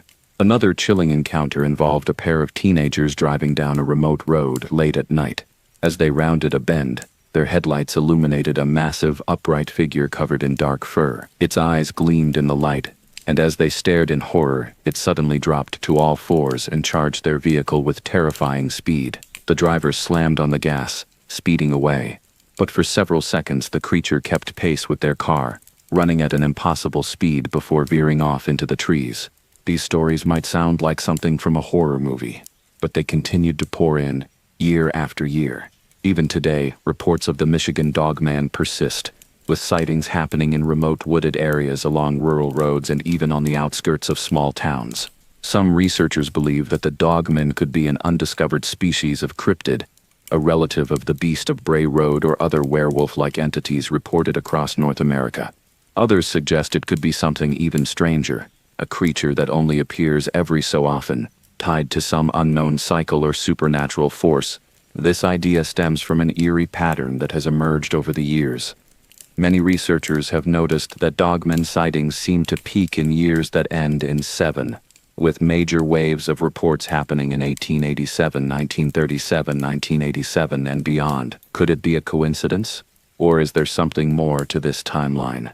Skeptics argue that the Michigan Dogman is nothing more than folklore, a product of overactive imaginations and shared stories growing over time. They point to the 1987 song as the primary reason for the legend's resurgence, suggesting that people began seeing the Dogman only after hearing the tale on the radio. However, this theory fails to explain the numerous reports that predate the song, many of which describe the same terrifying bipedal canine creature seen by completely unrelated witnesses. The Dogman was already a legend long before it was ever put into song, and the encounters have only grown in number. For those who have looked into its glowing eyes, heard its low, guttural growl in the night, or felt the presence of something lurking just beyond the trees, the Dogman is no mere story. It is a predator, a shadow in the wilderness, a being that exists just on the edges of our understanding. The forests of Michigan hold many secrets, but perhaps the most chilling one is this. If you ever find yourself traveling through the backwoods late at night, and you hear heavy breathing just beyond the tree line or see a pair of unnatural glowing eyes staring at you from the darkness, don't stop. Don't investigate, because you might not be alone. And if the stories are true, the Michigan Dogman might still be watching. Beyond the Michigan Dogman, reports of bipedal wolf-like creatures stretch across North America from the dense woodlands of Wisconsin to the rolling Appalachian hills. These beings, often referred to as dogmen, werewolves, or upright canines, seem to inhabit the deepest forests and most remote areas, where sightings follow eerily similar patterns: glowing eyes, massive size, an unsettling intelligence, and the ability to walk or run on two legs. One of the most infamous of these cases comes from Bray Road, Wisconsin, where a series of terrifying encounters in the late 1980s and early 1990s gave rise to the legend of the Beast of Bray Road. Residents of Elkhorn, Wisconsin began reporting a hulking, wolf-like figure with dark fur and glowing eyes lurking near rural roadsides. A woman named Lori Endrisi was driving down Bray Road one night in 1989 when she saw what she thought was a large dog crouching by the roadside. As she slowed down, the creature suddenly stood up on two legs, revealing its massive, muscular frame. It stared at her, its glowing eyes locking onto hers, before taking a menacing step toward the vehicle. She sped away in terror. Another witness, Doris Gibson, claimed that the creature chased her car, keeping up with her for several seconds before veering off into the woods. She described it as part man, part wolf, moving with an unnatural swiftness that sent chills down her spine. Multiple people in the area described hearing low, guttural growls at night, and some even found large, clawed footprints near their homes and farms. The legend became so well known that Linda Godfrey, a local journalist, investigated the reports and later published a book, The Beast of Bray Road, documenting the terrifying encounters.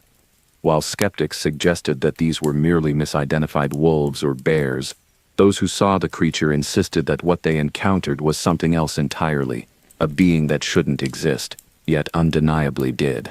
While Michigan and Wisconsin are the most famous hotspots for dogman activity, sightings extend far beyond the Midwest. Reports come from Pennsylvania, Kentucky, Texas, and even deep into the Pacific Northwest. Witnesses often describe the same spine-chilling details: a massive, bipedal canine with intelligent eyes, capable of chasing down vehicles or silently stalking people through the trees. One chilling case from Louisiana involves a hunter who set up trail cameras in the deep bayou to monitor local wildlife. One night he checked the footage and found something that shook him to his core. Among the usual images of deer and raccoons was a single blurred image of a creature with pointed ears, a snout and glowing eyes, standing upright in the darkness. He never returned to that area again.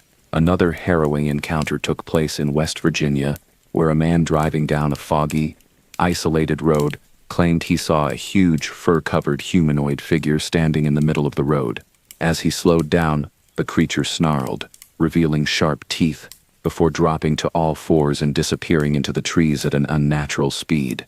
Perhaps one of the strangest reports comes from Texas, where a farmer checking on his livestock late at night saw a pair of glowing eyes peering at him from the darkness.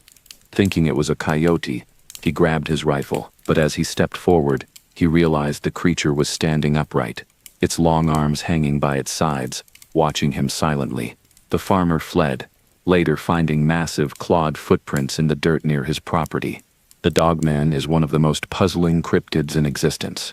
Unlike Bigfoot, which could potentially be an undiscovered primate, the idea of a bipedal humanoid wolf-like creature defies conventional biology. Yet, the sheer number of eyewitness reports suggests that something is out there. Some researchers propose that the dogman is a relic species of prehistoric predator, something akin to an ancient, upright walking wolf that has somehow evaded extinction and detection. Others believe it could be a genetic anomaly, an unknown mutation or hybrid that occasionally emerges in isolated regions. Then there are those who suggest that the dogman might not be a flesh-and-blood animal at all. Many encounters have supernatural elements. The creatures appear and disappear without a trace. Their eyes seem to glow even without a light source, and in some cases they exhibit almost ghostly or demonic behavior. This leads some to theorize that the dogman could be a supernatural entity, a being that exists between dimensions or in a realm just beyond human perception. Certain Native American legends tell of skinwalkers, shapeshifters who can take the form of animals, particularly wolves. Could the dogman be connected to these stories?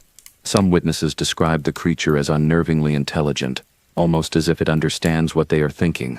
One particularly chilling theory is that the dogman is not a natural creature at all, but something conjured either deliberately or by accident. There are reports from occultists and practitioners of dark rituals claiming that certain spells or rites can summon beings that resemble werewolves, creatures that are neither fully physical nor fully spirit.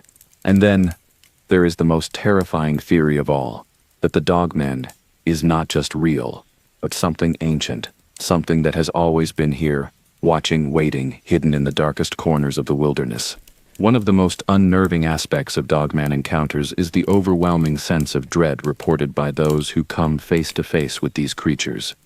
Unlike Bigfoot, which is often described as a shy or even peaceful being, Dogman sightings almost always carry an air of malevolence. Witnesses speak of feeling an unnatural fear, as if the creature was not just a predator but something wholly sinister. Many reports describe the Dogman as exhibiting predatory behavior, stalking hikers through the woods, standing just outside campsites, watching but not attacking. Why does it seem to enjoy terrifying people rather than immediately striking? Some speculate that it might be testing boundaries, observing how humans react to its presence. Others believe that it feeds off fear itself, taking pleasure in the terror it instills. One particularly eerie pattern is that people who have encountered a Dogman often feel as if they are being watched long after the initial sighting.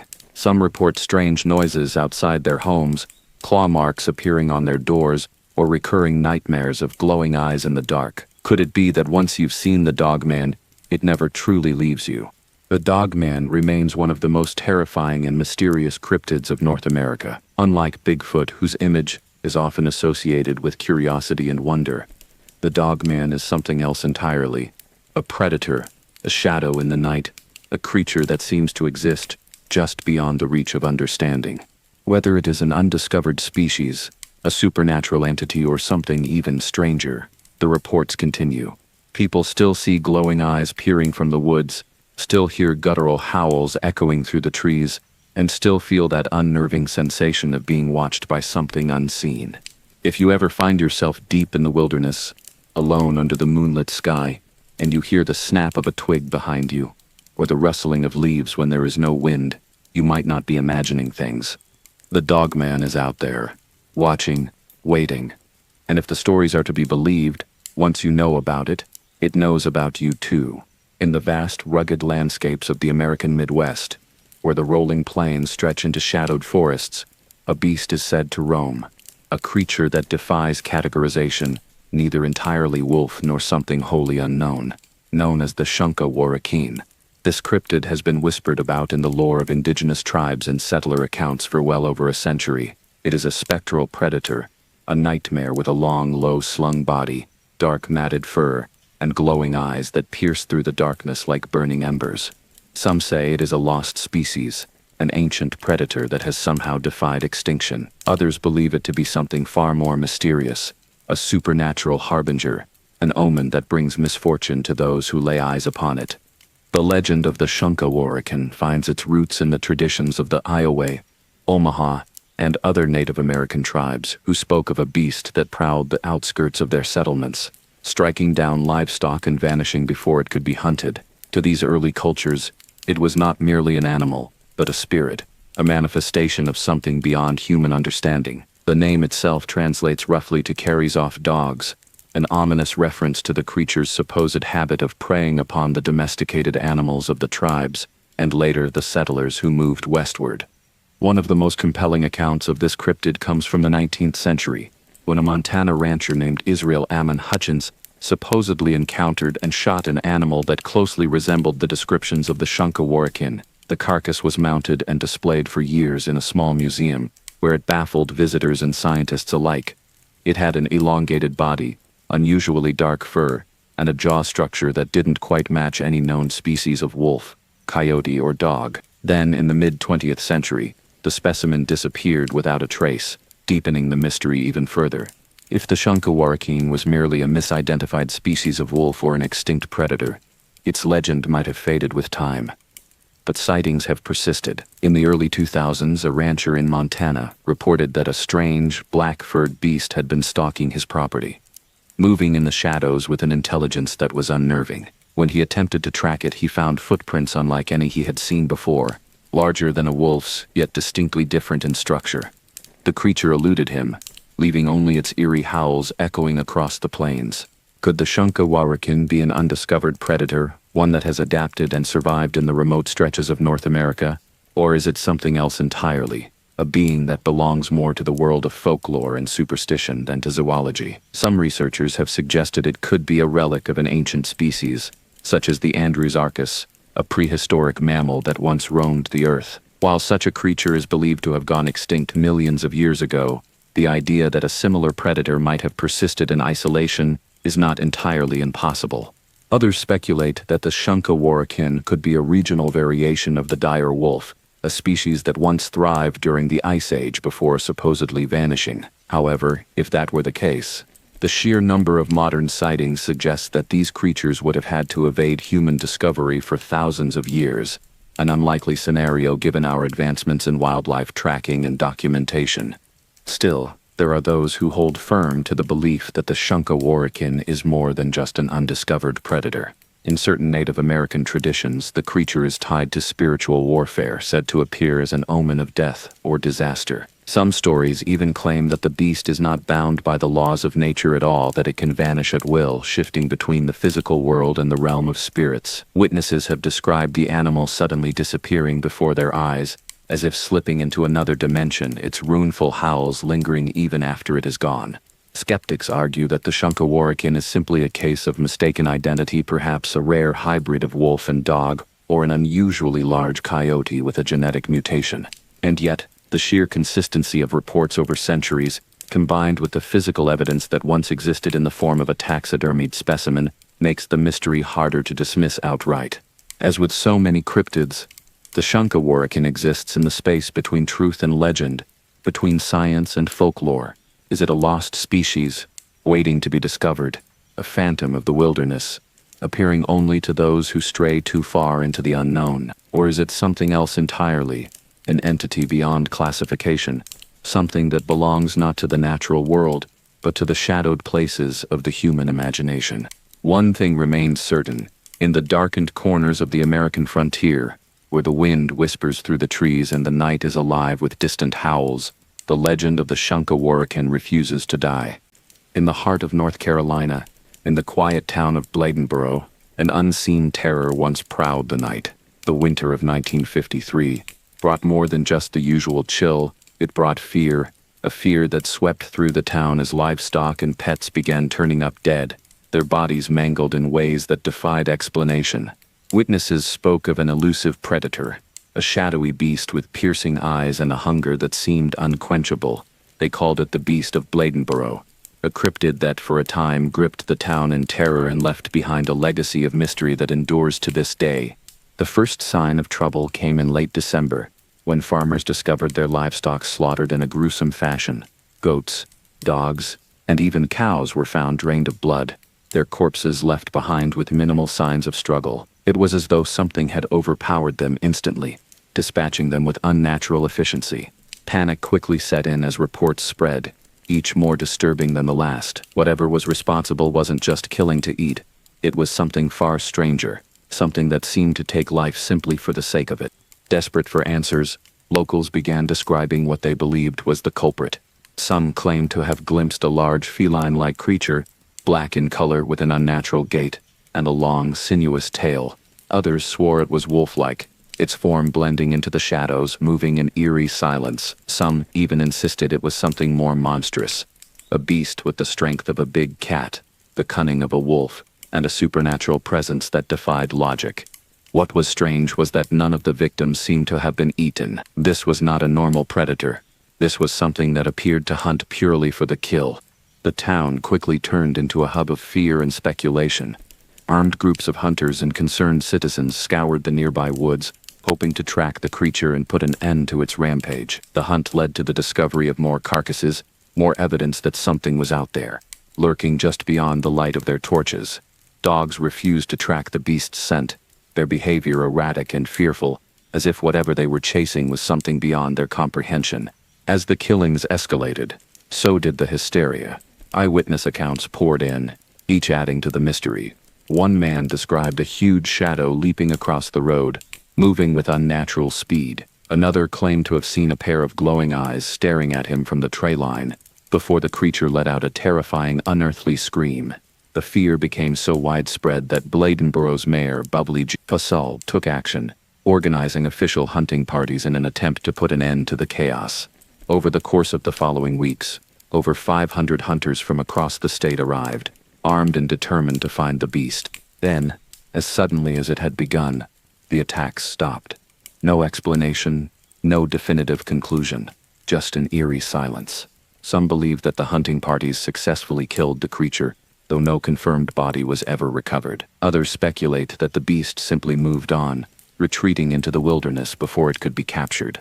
There are those who insist that whatever stalked Bladenboro never truly left, and that, even today, deep in the Carolina woods, something still watches from the shadows. So what was the beast of Bladenboro?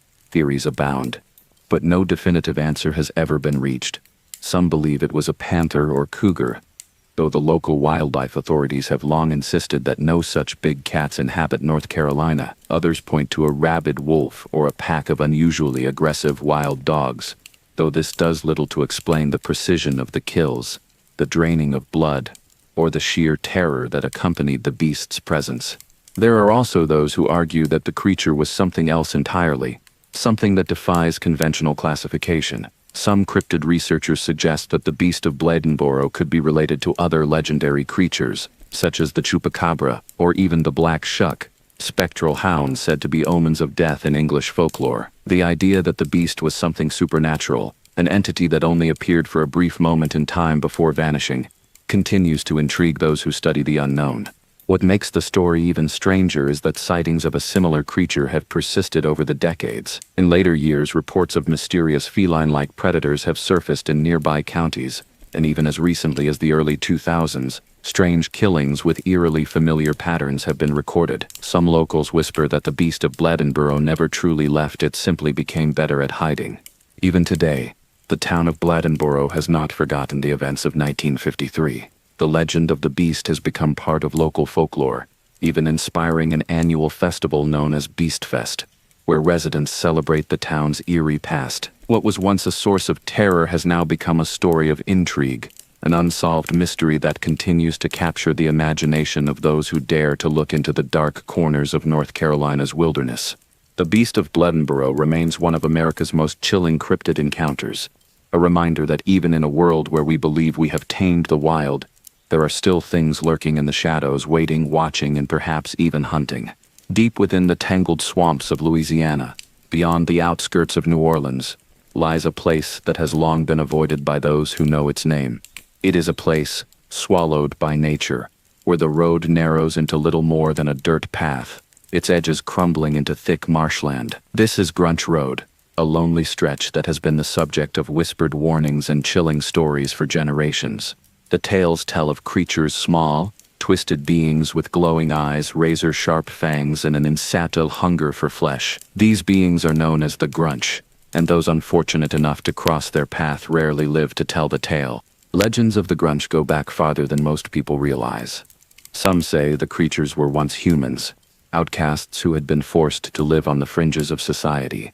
Rejected for their deformities or unusual appearances, they retreated into the swamps, away from the rest of the world. Over time, as the stories go, they changed, evolving or perhaps mutating into something else entirely, something no longer human at all. Others believe the Grunch have existed since before the first settlers arrived, an ancient and hidden race that lurked within the dense wilderness, feeding on anything unfortunate enough to wander into their domain. Still, another variation of the legend insists that the Grunch are not of this world at all, that they are demonic entities, summoned through dark rituals and now forever tied to the cursed land. The descriptions of the Grunch vary from person to person, but several features remain consistent. Witnesses describe them as small, hunched humanoids, typically 3 to 4 feet tall, covered in coarse dark fur with goat-like features, slitted pupils, twisted horns, and elongated limbs that allow them to move unnaturally fast. Others say they appear more monstrous, standing over 5 feet tall with long, bony fingers tipped with claws, their mouths filled with jagged teeth, too large for their thin faces. Some accounts even suggest that the Grunch walk on all fours like an animal, but can rise to stand fully upright when stalking their prey.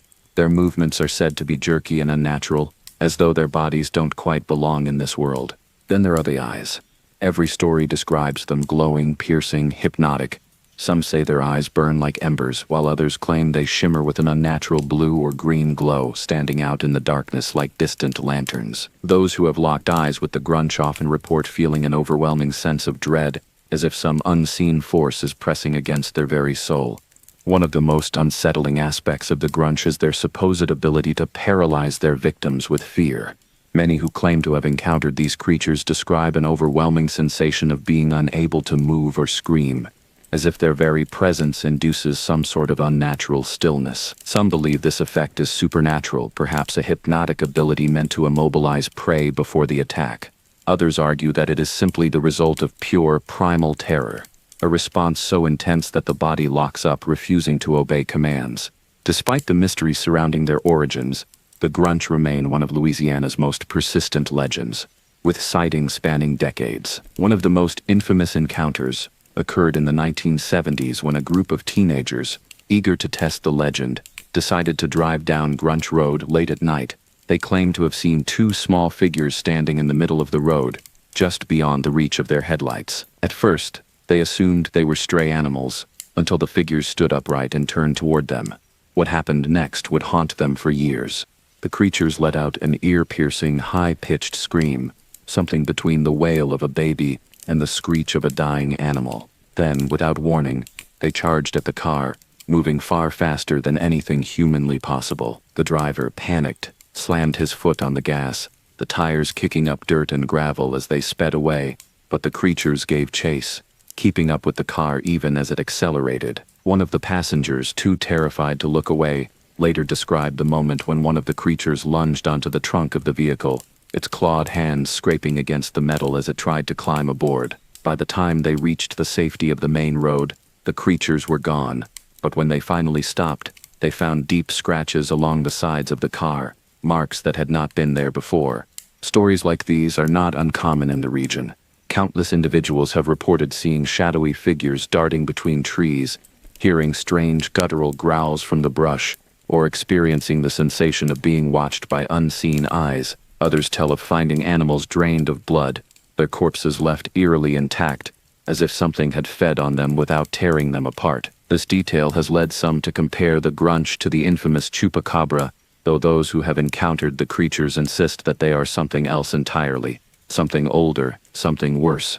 Skeptics, of course, argue that the Grunch is nothing more than folklore, a campfire tale passed down through generations to keep people away from certain areas of the swamp. Some believe the stories were originally used to warn children not to wander too far from home, a cautionary tale to keep them safe from wild animals or dangerous terrain.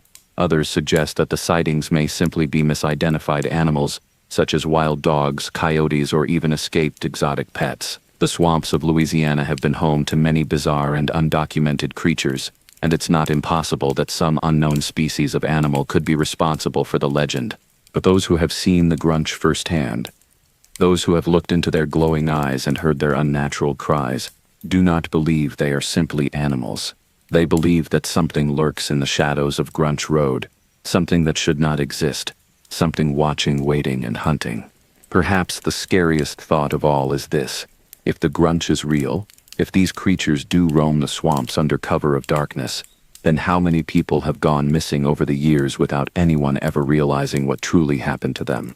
For now, Grunch Road remains a place of fear and legend, its twisted trees and suffocating silence holding on to secrets that may never be fully uncovered. But if you ever find yourself driving through the bayous of Louisiana and you see a pair of glowing eyes peering at you from the darkness, ask yourself, is it just an animal, or is it something else? And whatever you do, don't stop to find out. Beneath the glassy surfaces of North America's lakes and rivers, something ancient stirs. Stories of water cryptids date back centuries, with indigenous legends, early explorer accounts, and modern sightings all painting the same chilling picture. Our lakes and rivers may be home to creatures that have never been classified by science. Unlike the creatures of the forest, these aquatic entities have the perfect hiding place. The depths of many lakes remain largely unexplored, their waters concealing whatever lurks below. If there is one place where something monstrous could thrive unnoticed, it is in the deep, dark waters of North America. Perhaps the most famous of these water cryptids is Champ, the legendary serpent said to inhabit Lake Champlain, which stretches across New York, Vermont, and Quebec. For centuries, locals and visitors alike have reported seeing a long, undulating creature breaking the surface of the water only to vanish moments later. The first recorded sighting dates back to 1609, when the French explorer Samuel de Champlain wrote of encountering a strange scaled beast in the lake's depths. Descriptions of the creature have remained remarkably consistent over time. A 30 to 50-foot-long serpent-like being with dark, glistening skin, sometimes seen moving in a series of humps above the surface. Photographs and videos have surfaced over the years, some more convincing than others, but the sheer volume of sightings suggests that something unusual is there. Scientists have proposed logical explanations, such as large sturgeons mistaken for something more monstrous, but when experienced boaters, fishermen, and even law enforcement officers swear they have seen something that defies known biology, the mystery remains. Lake Champlain isn't alone in its legends. Further north, Lake Memphremagog, a massive glacial lake straddling the border of Vermont and Quebec, has its own cryptid Memphrem. Descriptions of Memphrem closely resemble those of Champ, leading some to speculate that these creatures may be part of a hidden species that inhabits multiple bodies of water. Unlike many cryptids, Memphrem has been acknowledged by local officials, with the city of Magog even passing a resolution declaring Memphrem a protected species, just in case it does exist. But the legends extend far beyond the northeast. In British Columbia, the deep and frigid waters of Okanagan Lake are said to be home to Ogopogo, a serpent-like cryptid, whose origins trace back to the region's indigenous Sightings nation. The Sightings people have long spoken of a water spirit called Nabatek, which demands offerings to cross the lake safely. Some believe that Ogopogo is a more modern interpretation of this ancient entity, a living relic of a creature so feared that it once shaped local traditions. Unlike other lake monsters, Ogopogo is often described as more predatory, with some stories even claiming it has been responsible for disappearances on the lake. While skeptics attribute sightings to waves, floating logs, or optical illusions, the sheer number of credible witnesses, including boaters, pilots, and scientists, makes the mystery difficult to dismiss entirely. Moving south to the murky waters of the Ohio River, tales of the Loveland Frogman have persisted since the 1950s. Unlike the massive serpents of northern lakes, the Loveland Frogman is described as a bipedal, amphibious creature standing 3 to 4 feet tall, with leathery skin and webbed hands and feet. The most famous sightings occurred in 1972, when 2 separate police officers claimed to have seen a humanoid creature near the riverbanks, its eyes reflecting in the headlights before it leapt into the water with incredible speed. While some have dismissed the creature as a misidentified iguana, others believe the Loveland Frogman represents an unknown species of amphibian, one that has evolved to remain largely hidden in the marshy waterways of the Midwest. Even more disturbing are the reports of strange humanoid beings lurking beneath the waters of the Great Lakes. Fishermen have spoken of pale, elongated figures spotted just below the surface, watching silently before disappearing into the darkness. Divers exploring the depths of Lake Superior and Lake Michigan have reported unexplained encounters, including sudden equipment malfunctions, eerie sounds reverberating through the water, and the overwhelming sensation of being watched. Some claim these beings are connected to the many shipwrecks that litter the Great Lakes, perhaps remnants of lost souls, or something much older. Then, there is the Beast of Busco, a cryptid unlike any other. This story comes from the small town of Churubusco, Indiana, where in 1949 multiple witnesses claimed to have seen an enormous turtle, said to be the size of a small car, lurking in a local lake. The creature, nicknamed Oscar, became a local sensation, drawing national attention as hunters and journalists attempted to catch the beast. Despite numerous expeditions and even efforts to drain the lake, Oscar was never captured. Some believe the sightings were exaggerated, a case of a large snapping turtle turned into legend. But if a prehistoric-sized turtle did once reside in Indiana's waters, it raises the question, what else might be hiding beneath the surface of lakes across the continent? Not all of these water-dwelling cryptids are limited to lakes. Some rivers, especially those running through deep, ancient landscapes, have their own legends.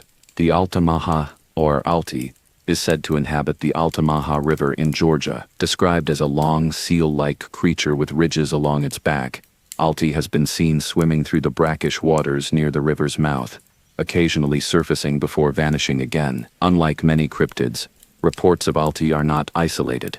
Locals, boaters, and even passing tourists have described seeing something massive moving beneath the water's surface. Given the region's proximity to the ocean and its network of hidden waterways, it's not impossible to imagine an undiscovered species lurking just out of reach.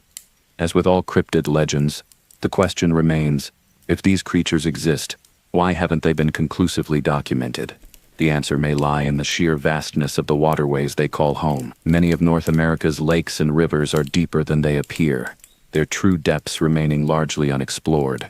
The Great Lakes alone hold over 5,400 cubic miles of water, an almost incomprehensible volume where something could easily remain hidden. The darkest recesses of these waters have only been briefly studied, and even with modern sonar technology, entire sections remain unmapped. Then there's the nature of water itself, an environment where even known species can remain elusive. The Greenland shark, a massive predator capable of living for centuries, was virtually unknown to science until recent years, despite inhabiting waters where humans regularly fish. If an animal that large could remain undetected for so long, what else might be lurking in the depths, its existence slipping through the cracks of human perception?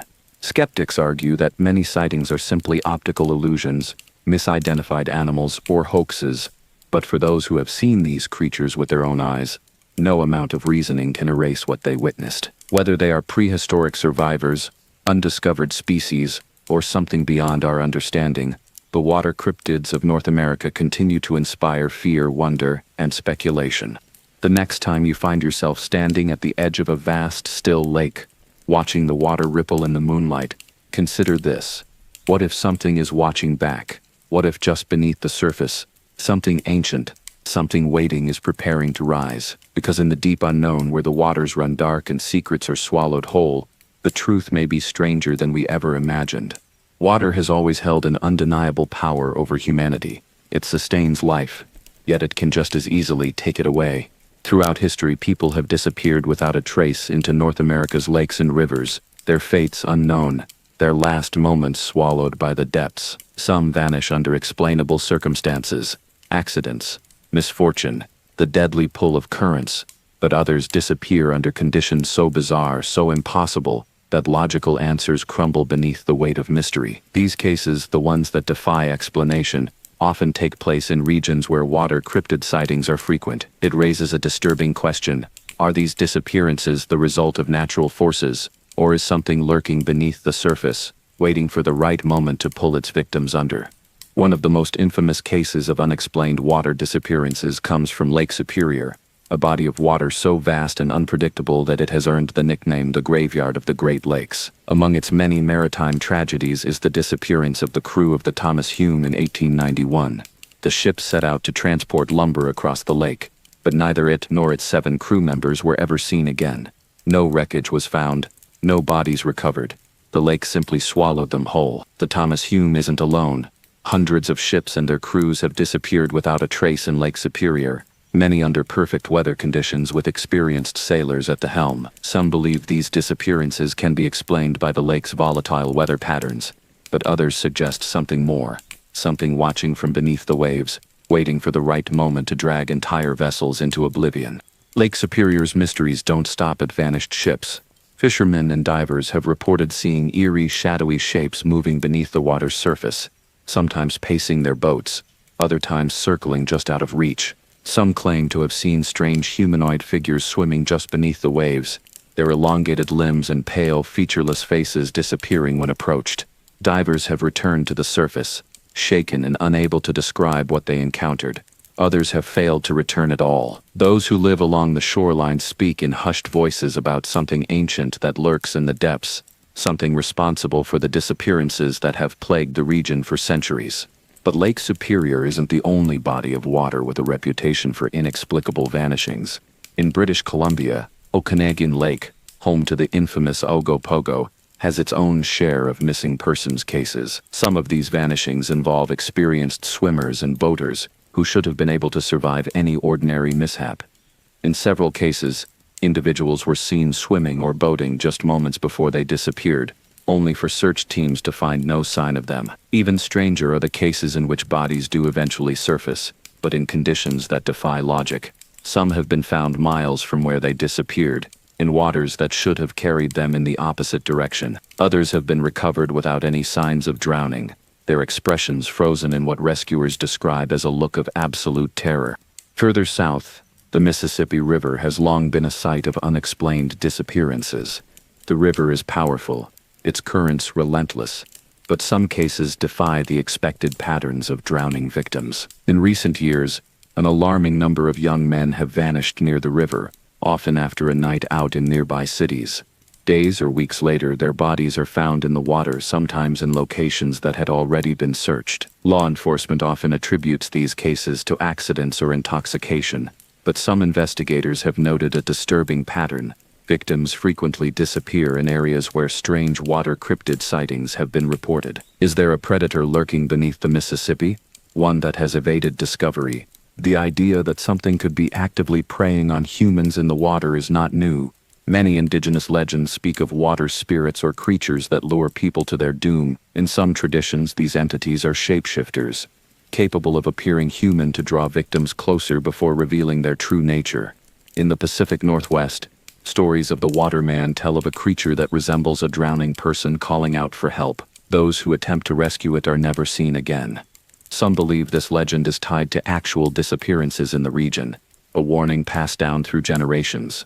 In the murky depths of Lake Michigan, one of the largest and most mysterious bodies of fresh water in the world, disappearances are so common that a section of the lake has been dubbed the Lake Michigan Triangle. Stretching between Manitowoc, Wisconsin, Ludington, Michigan, and Benton Harbor, Michigan, this area has been the site of countless vanishings, from boats and planes to individual swimmers and divers. One of the most baffling cases occurred in 1950, when Northwest Airlines Flight 2501 disappeared over the lake with 38 passengers on board.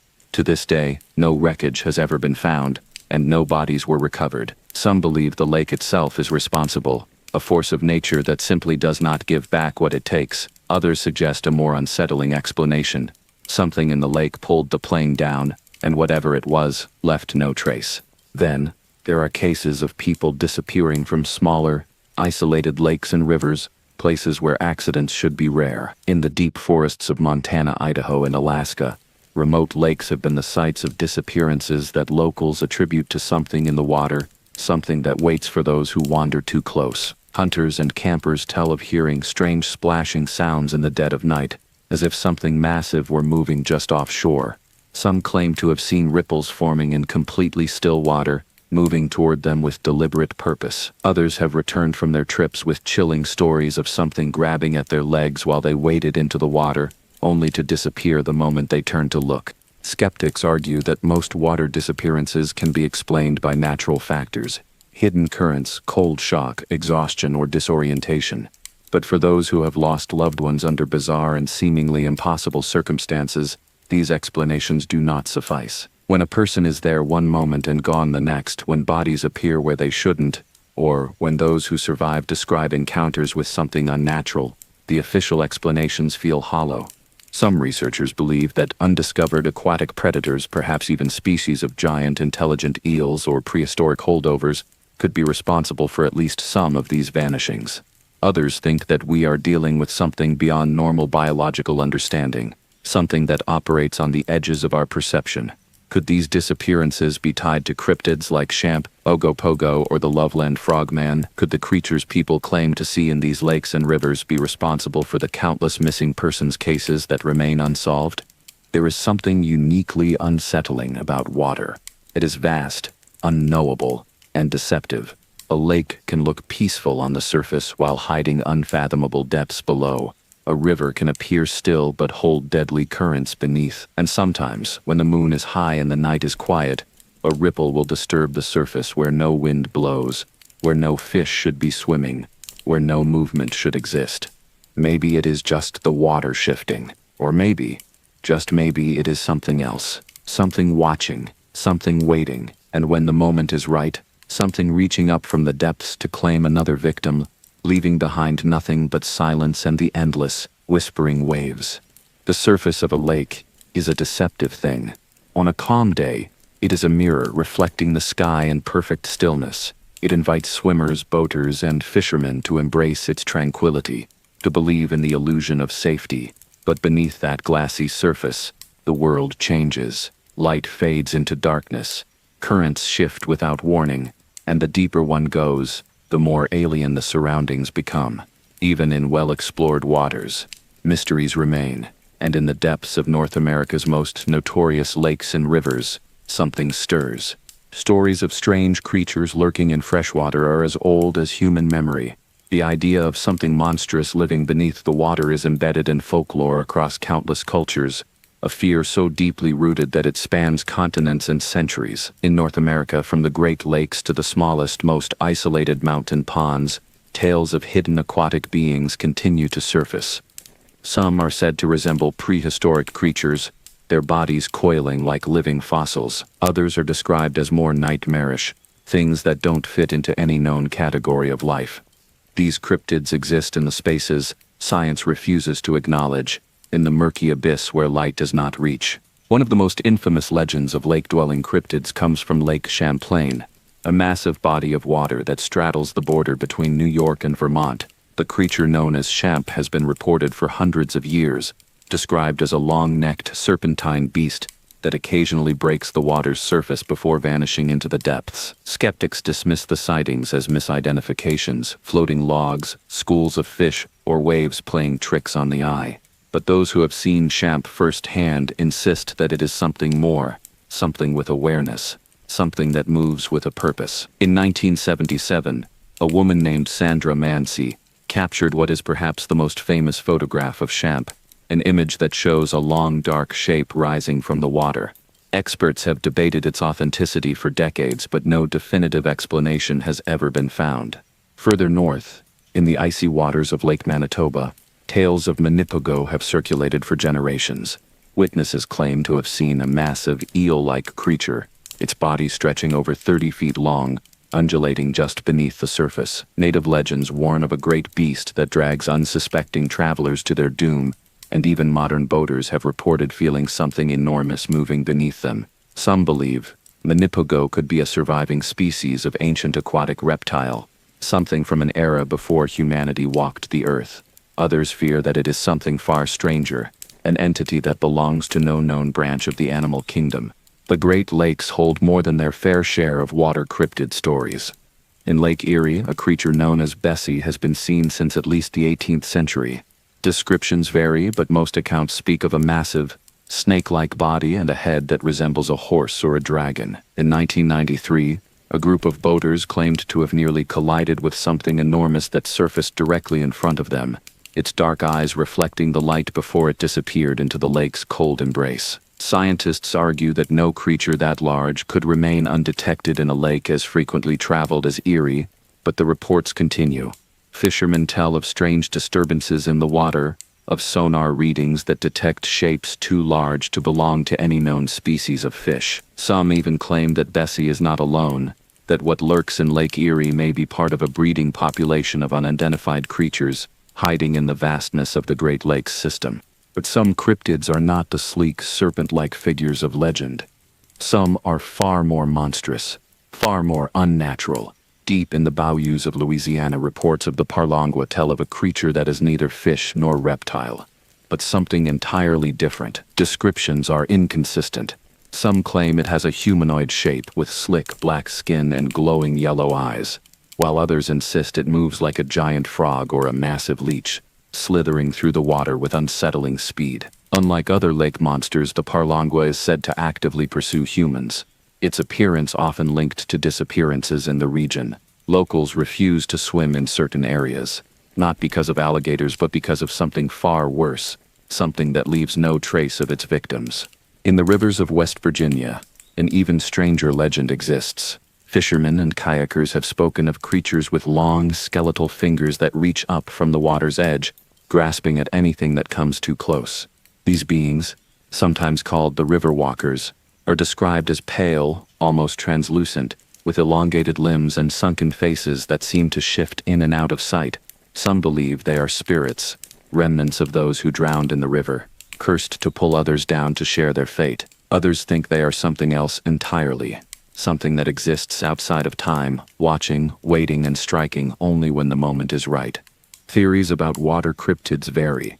Some believe these creatures are survivors from another age, remnants of prehistoric ecosystems that continue to thrive in the hidden depths. Others argue that what people are seeing are freak mutations, products of centuries of pollution and environmental change.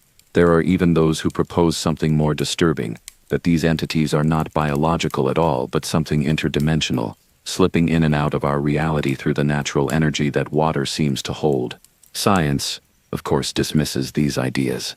Experts claim that every sighting, every piece of evidence, has a logical explanation. They say that the human mind is wired to see patterns where none exist, that waves and shadows play tricks on the eye, that belief in monsters is simply a survival instinct left over from our ancient ancestors.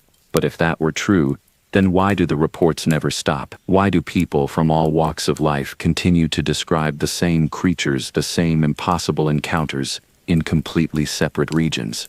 Perhaps the most unsettling thing about lake and river cryptids is not what we know, but what we don't. Despite all our advancements, we still know so little about the depths of our own freshwater systems. Entire sections of the Great Lakes remain unexplored. Countless underground rivers snake through the continent, leading to caverns that have never been mapped. If something truly unknown exists, something that has mastered the art of staying hidden, we may never find proof until it decides to reveal itself. For now, the water remains a mystery. It calls to us, offering both life and death, safety and danger, serenity and terror. On quiet nights, when the wind is still and the surface is unbroken, it is easy to believe that nothing lurks beneath, that there is only silence below. But all it takes is one ripple, one unexplained disturbance to shatter that illusion. And in that moment, as something unseen moves just beneath the surface, the question lingers. What if the stories are true? What if something is watching?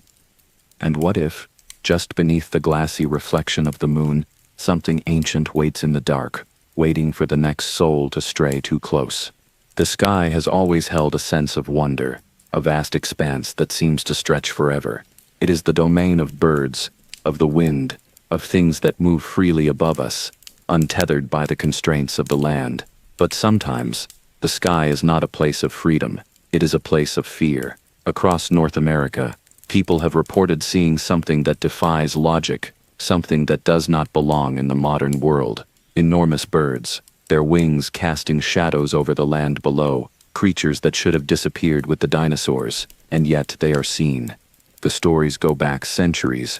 Native American legends tell of the Thunderbird, a bird so vast and powerful that its wings create the sound of rolling thunder, its presence tied to storms and great upheavals. Some tribes feared it, while others revered it as a guardian, a force of nature beyond human comprehension. The Thunderbird was not just a myth, it was a presence, something that the people knew was out there, watching, waiting. The idea of an enormous bird that can swoop down from the sky, its talons strong enough to snatch a deer or a human, is not confined to legend alone. Even today, stories persist of creatures so large they should not be able to exist.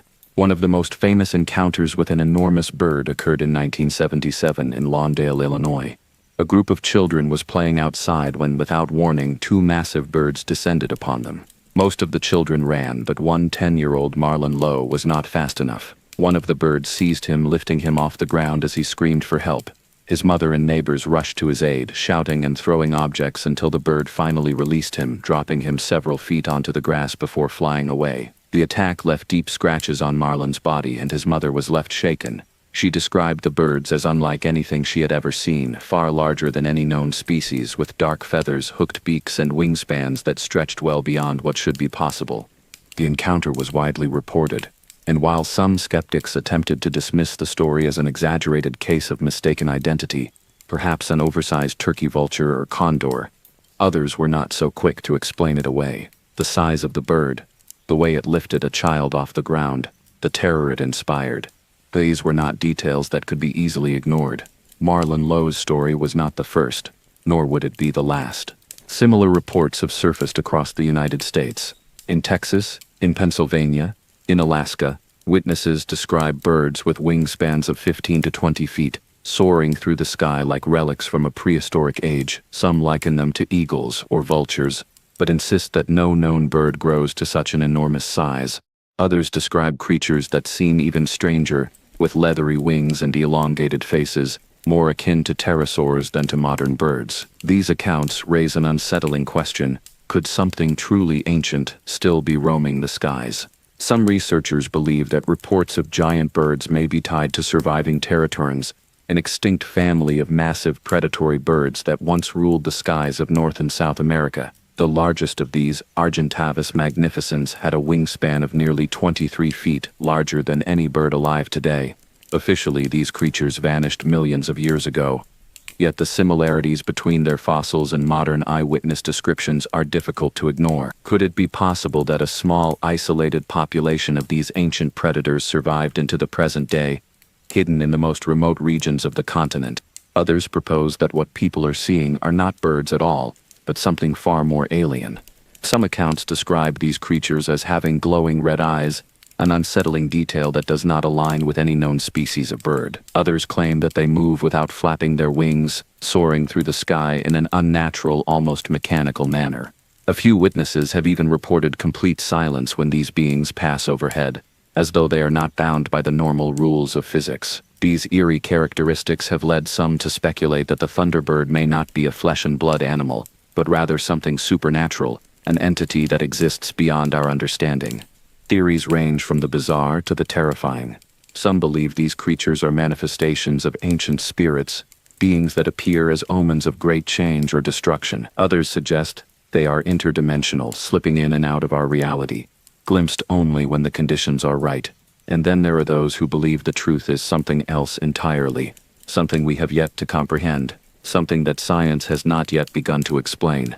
In modern times, skeptics often attempt to explain away the sightings with logical alternatives. They argue that optical illusions could make an average-sized bird appear much larger when viewed against an empty sky, or that startled witnesses may exaggerate their descriptions in the heat of the moment. But those who have seen these creatures for themselves remain adamant. They know what they saw. They felt the shadow pass over them, saw the wings stretching across the sky, and in some cases witnessed these creatures take flight with prey in their grasp. One of the most unsettling aspects of these encounters is how quickly they are forgotten. Unlike other cryptid sightings, Bigfoot, lake monsters, or strange humanoids, stories of giant birds and thunderbirds seem to slip through the cracks, as if people do not want to acknowledge them. It is almost as if there is an instinctive fear, a collective desire to forget that something so massive, so predatory could still exist above us, unseen until it chooses to strike. The idea that something enormous could be watching from above is one that lingers in the mind long after the sighting itself is over. It turns every glance at the sky into an act of paranoia, every dark shape overhead into a potential threat. What if, in the vast wilderness of North America, something truly enormous still exists? What if these creatures are not just remnants of an ancient past but active predators, waiting for the right moment to reveal themselves? For now, the only certainty is that the sky remains as mysterious as the ocean depths. It stretches endlessly above us, holding its secrets, hiding its hunters. And the next time you look up and see something massive, something impossibly large moving through the air, ask yourself, are you seeing a simple bird, or are you glimpsing something much older, much stronger, and much more terrifying than you ever imagined? Because sometimes the shadows in the sky are not clouds. Sometimes they are wings. And sometimes, if you're not careful, those wings might be the last thing you ever see.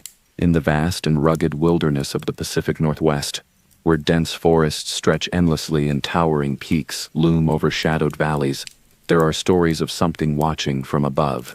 A creature rarely spoken of, but impossible to forget. Something that moves through the night on massive leathery wings, its glowing eyes piercing through the darkness. A beast unlike any other, blending the features of a bat, a primate, and something more monstrous. It has a name as strange as its legend, Bat Squatch. The origins of Bat Squatch as a modern cryptid are deeply tied to one of the most violent natural disasters in North American history, the 1980 eruption of Mount St. Helens. That cataclysmic event reshaped the landscape, leveling forests, triggering landslides, and sending shockwaves that were felt for miles. In the chaos that followed, strange sightings began to emerge. Some claimed to see enormous winged figures silhouetted against the ash-choked sky. Others reported deep resonating screeches echoing through the ruined valleys. Unlike any known animal cry, the idea began to spread. Had something been unearthed by the eruption? Something that had been hidden beneath the mountain for centuries? One of the first reported encounters came from a man named Brian Canfield in 1994. He had been driving through the foothills of Mount Rainier on a quiet night when his truck suddenly stalled, its engine dying without explanation. As he sat in stunned silence, something massive descended from the sky, landing directly in front of his vehicle. It stood upright, its enormous body covered in dark fur. But its face was like something out of a nightmare, a mix between a primate and something almost demonic. Its eyes glowed with an unnatural light. Massive, bat-like wings stretched from its back, spanning nearly 50 feet. Canfield could only stare, frozen in terror as the beast studied him. Then without warning it spread its wings, kicked off from the ground and vanished into the night sky with a single powerful flap. This was the encounter that gave Batsquatch its name, but it was far from the only sighting. Reports soon trickled in from campers, hikers, and even airline pilots, who claimed to have seen a massive, winged entity lurking near Mount St. Helens, Mount Rainier, and other isolated mountain ranges. Unlike Bigfoot, which is often associated with dense forests and a terrestrial existence, Batsquatch seemed to be something different, an aerial predator, an unseen terror capable of swooping down from the sky in an instant. Descriptions of the creature vary, but the most consistent details paint a picture of a beast standing anywhere from 7 to 9 feet tall when grounded, its body covered in thick, dark fur. Its head is often described as either ape-like or vaguely canine, with a pronounced snout and sharp, menacing teeth. Its wings are said to be vast, leathery, and structured much like those of a bat, giving it an appearance reminiscent of a gargoyle or some long-extinct prehistoric predator. Witnesses frequently mention its glowing eyes, piercing and intelligent, radiating an eerie light even in complete darkness. Skeptics, of course, argue that Batsquatch is nothing more than a fusion of existing myths. They point out that it shares features with Mothman, the Thunderbird, and various legends of flying humanoids. But those who have seen it, those who have felt its presence looming above them, insist that it is something else entirely. Unlike Mothman, which is often associated with ominous warnings and disaster, Batsquatch seems less prophetic and more predatory. There are whispers that animals go missing in areas where it has been sighted, that livestock are sometimes found with strange claw marks or mutilations that defy explanation. One particularly unsettling report comes from a group of hikers in the Oregon wilderness in 2009. They had set up camp deep in the forest, miles from the nearest road, when they began to hear an odd sound, something moving above them, rustling through the treetops despite the fact that there was no wind. One of them shone a flashlight upward, and for the briefest moment, they saw it, a massive form, clinging to the highest branches, its wings folded tightly against its body, its glowing eyes reflecting the light like burning embers. Then, in a blur of motion, it released its grip, plummeted toward them, and then nothing. Just the rush of wind as it shot past, disappearing into the night. The group barely slept that night, listening for any sign that it might return. While most sightings place Batsquatch in the Pacific Northwest, similar creatures have been reported elsewhere. In California, there are tales of a winged beast that stalks the remote stretches of the Sierra Nevada. In Alaska, some believe that an entity called the Flying Demon of the North is an offshoot of the same species. Even as far east as Kentucky and West Virginia, shadowy figures have been spotted soaring over highways in the dead of night, their vast wings blocking out the stars. Could it be that Batsquatch is not a singular creature but part of an entire species, one that has somehow evaded human discovery? One of the most perplexing questions surrounding Batsquatch is its origin. If such a creature exists, where did it come from? Some speculate that it could be a surviving prehistoric species, a remnant of a lost lineage of flying predators that managed to persist in the most remote regions of North America. Others take a more supernatural approach, suggesting that it may not be of this world at all. Some conspiracy theorists tie it to extraterrestrial encounters, claiming that its appearance coincides with increased UFO activity. More outlandish theories propose that it could be an interdimensional being, something that phases in and out of our reality, appearing briefly before vanishing without a trace. Science, of course, remains skeptical. There is no known species that fits the description of Batsquatch, and no physical evidence, no bones, no feathers, no DNA samples has ever been recovered. Skeptics argue that misidentifications are likely at play, that large owls, eagles, or even errant bats seen under unusual conditions might explain some of the sightings, but that does not account for the sheer number of reports. the consistency in descriptions, or the deep-rooted fear that witnesses describe when recalling their encounters. Ultimately, Batsquatch remains an enigma, a shadow that lingers just beyond the grasp of understanding. It exists in the stories of those who claim to have seen it, in the frightened whispers of campers, in the grainy photos and distorted videos that surface from time to time, offering just enough to make people wonder whether it is a guardian, a predator, or something that exists in the spaces between our reality. One thing is certain: it is out there, in the skies, in the mountains, in the places where few dare to tread. And if the legends are to be believed, it is still watching, still waiting, ready to emerge from the darkness when we least expect it. On a warm summer night in 1953, a terrifying encounter unfolded in the city of Houston, Texas, an event so bizarre and unsettling that it has remained a mystery for decades. It involved a creature unlike anything seen before, something massive, humanoid, and with wings that stretched wide in the darkness. This entity would later become known as the Houston Batman, a cryptid that defies explanation and remains one of the strangest aerial mysteries in North America. The story begins with a young housewife named Hilda Walker, who was sitting on her front porch with two neighbors, Howard Phillips and Judy Meyer. The evening was still, the kind of night where the heavy Texas air clings to the skin, and the only sounds are the occasional chirping of insects. It was just before midnight when something moved in the shadows above them.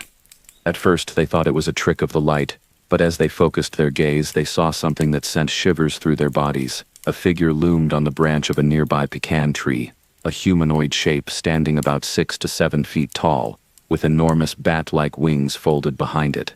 The creature was dark, its form silhouetted against the dim glow of a nearby street lamp. Its most unnerving feature, however, was its glowing eyes, which burned with an unnatural intensity as they stared down at the stunned witnesses. For what felt like an eternity, the three onlookers remained frozen, unable to look away from the terrifying sight before them. Then, without warning, the creature spread its massive wings and took flight, vanishing into the night. The wind from its departure sent a gust of hot air over them, rattling the leaves of the tree as it disappeared into the darkness. As soon as it was gone, the trio rushed inside, shaken and struggling to make sense of what they had just seen. Word of the encounter spread quickly, and soon, local newspapers picked up the story. The press dubbed the entity the Houston Batman, drawing comparisons to the comic book hero, though the reality of what had been seen was far more sinister. The description given by Hilda Walker and her neighbors did not match that of any known animal. This was no owl, no misidentified bird. It was a humanoid figure, something unnatural, something that did not belong. Many skeptics at the time dismissed the sighting as a case of mass hysteria or a shared hallucination, but those who knew Hilda Walker described her as a rational, level-headed woman, not prone to flights of fancy. Her account was clear and detailed, and the presence of two other witnesses only added to its credibility.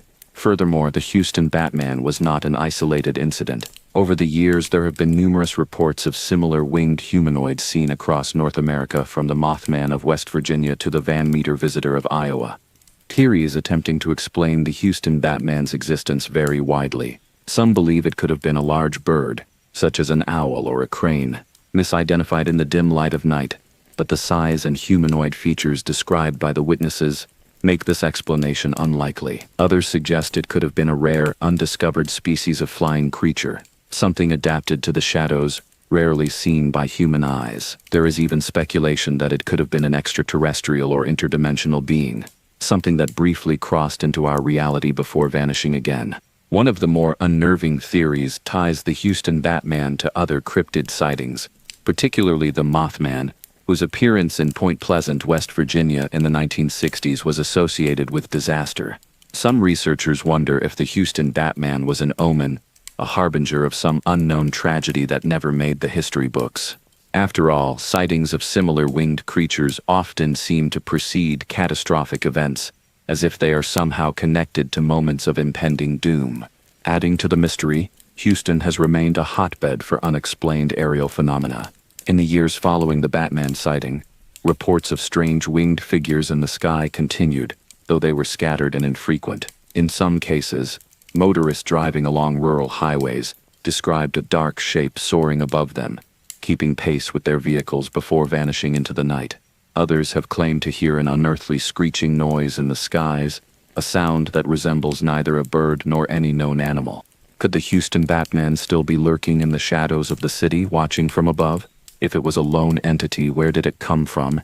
And where did it go? And if it was part of something larger, a species of unknown winged beings, why do they appear only briefly before disappearing into legend? The Houston Batman remains an enduring mystery, one that continues to captivate cryptid researchers and paranormal investigators. Unlike the more well-documented Mothman sightings, this encounter has largely faded into obscurity, yet it holds just as much intrigue. What did Hilda Walker and her neighbors see that night? Was it an undiscovered creature, an interdimensional traveler, or something even stranger? Whatever the truth may be, one thing is certain. For a brief moment in 1953, something took flight in the Texas night, something that has never been explained. In the vast, untamed wilderness of North America, thousands of people go missing every year. Some are eventually found, their fates explained by tragic accidents, exposure, or unfortunate encounters with wild animals. Others, however, vanish in ways that defy logic, leaving behind no footprints, no evidence, and no explanation. These cases are not just unusual, they are deeply unsettling. Many of them occur in remote areas, places known for cryptid activity, where those who disappear often seem to be swallowed by the land itself. One of the most confounding aspects of these disappearances is how certain details appear repeatedly across cases. Experienced outdoorsmen, hikers and hunters, people who should be able to survive in the wilderness, suddenly vanish in broad daylight. In some cases, they are found miles away from their last known location in areas so rugged and inaccessible that it would have been physically impossible for them to reach on their own. Others leave behind disturbing clues, shoes neatly placed beside a trail, clothing found inexplicably folded, personal belongings left untouched. And then there are the ones who are never found at all. Take, for example, the case of Dennis Martin, a 6-year-old boy who disappeared in the Great Smoky Mountains National Park in 1969. His family was camping in the park, enjoying a peaceful afternoon, when Dennis and a group of children decided to play a game of hide-and-seek. The children ran into the trees, laughing as they found places to hide. When they all emerged moments later, Dennis was missing. It should have been impossible for him to have gone far. His father and other adults immediately began searching the area, calling his name, but he was simply gone. Rescue teams scoured the mountains for weeks. Bloodhounds failed to pick up his scent. The military was even brought in to assist, but no trace of Dennis was ever found. Adding to the mystery, a witness later reported seeing an unidentified hairy figure carrying something through the woods near the area where Dennis disappeared. Some speculate that he may have been taken by a wild animal, but no evidence of an attack was ever found. Others believe something much stranger happened, that Dennis was taken by something not entirely human. There are other cases just like this. In 1971, a 16-year-old boy named Keith Parkins vanished in the mountains of Oregon. He was camping with his family when he wandered off and disappeared. A massive search effort was launched, and after 19 hours in freezing temperatures, he was found alive 12 miles away from where he had disappeared.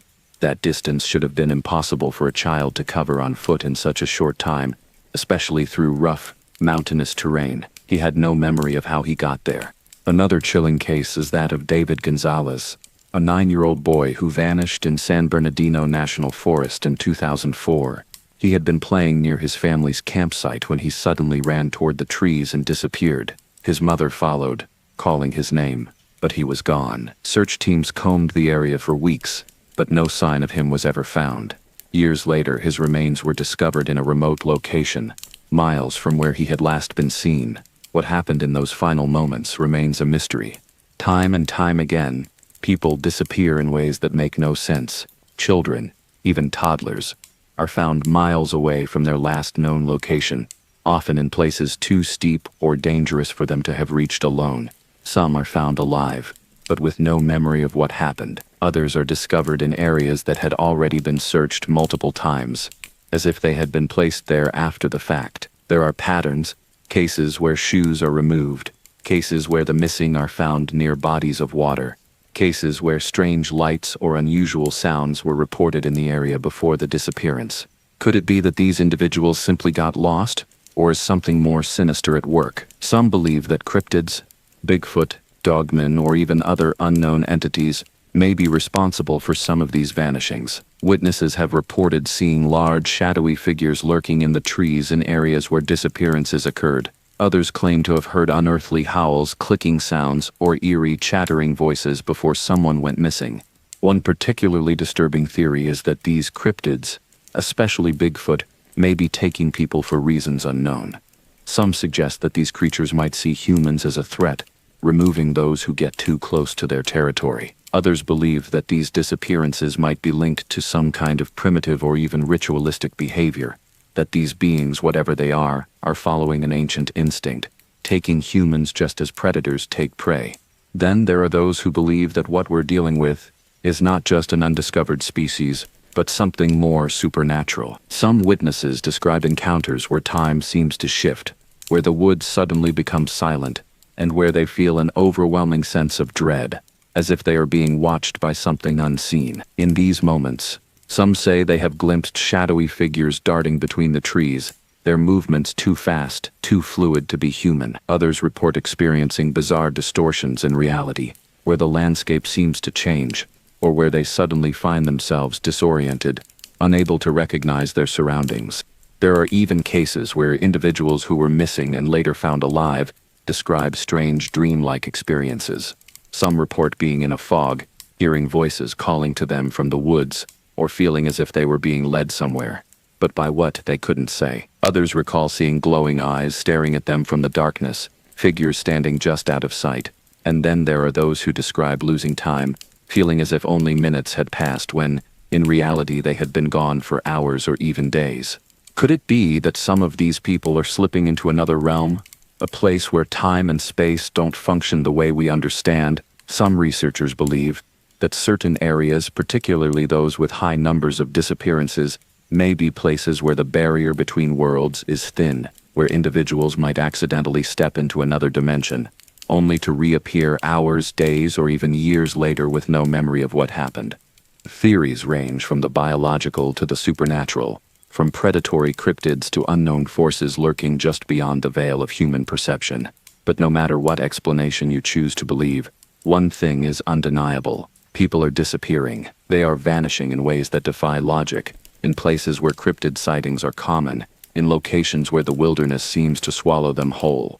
If you ever find yourself deep in the woods, and the forest suddenly goes silent, if you feel an unnatural sense of unease as if unseen eyes are watching, if you hear something calling your name from the darkness, you might want to turn back. Because once you step too far into the unknown, there's no guarantee you'll find your way back. If we entertain the idea that cryptids might be responsible for at least some of the unexplained disappearances in North America, the next question we have to ask is why? What would drive these creatures to take humans, and what happens to those who are never seen again? There are countless theories, some grounded in natural biology, others veering into the supernatural, yet all of them attempt to answer the same terrifying question: what if some of these missing people didn't just vanish into the wilderness, but were taken by something lurking in the shadows? One of the most common theories is that Bigfoot, or a similar large, intelligent creature, may be responsible for abducting humans.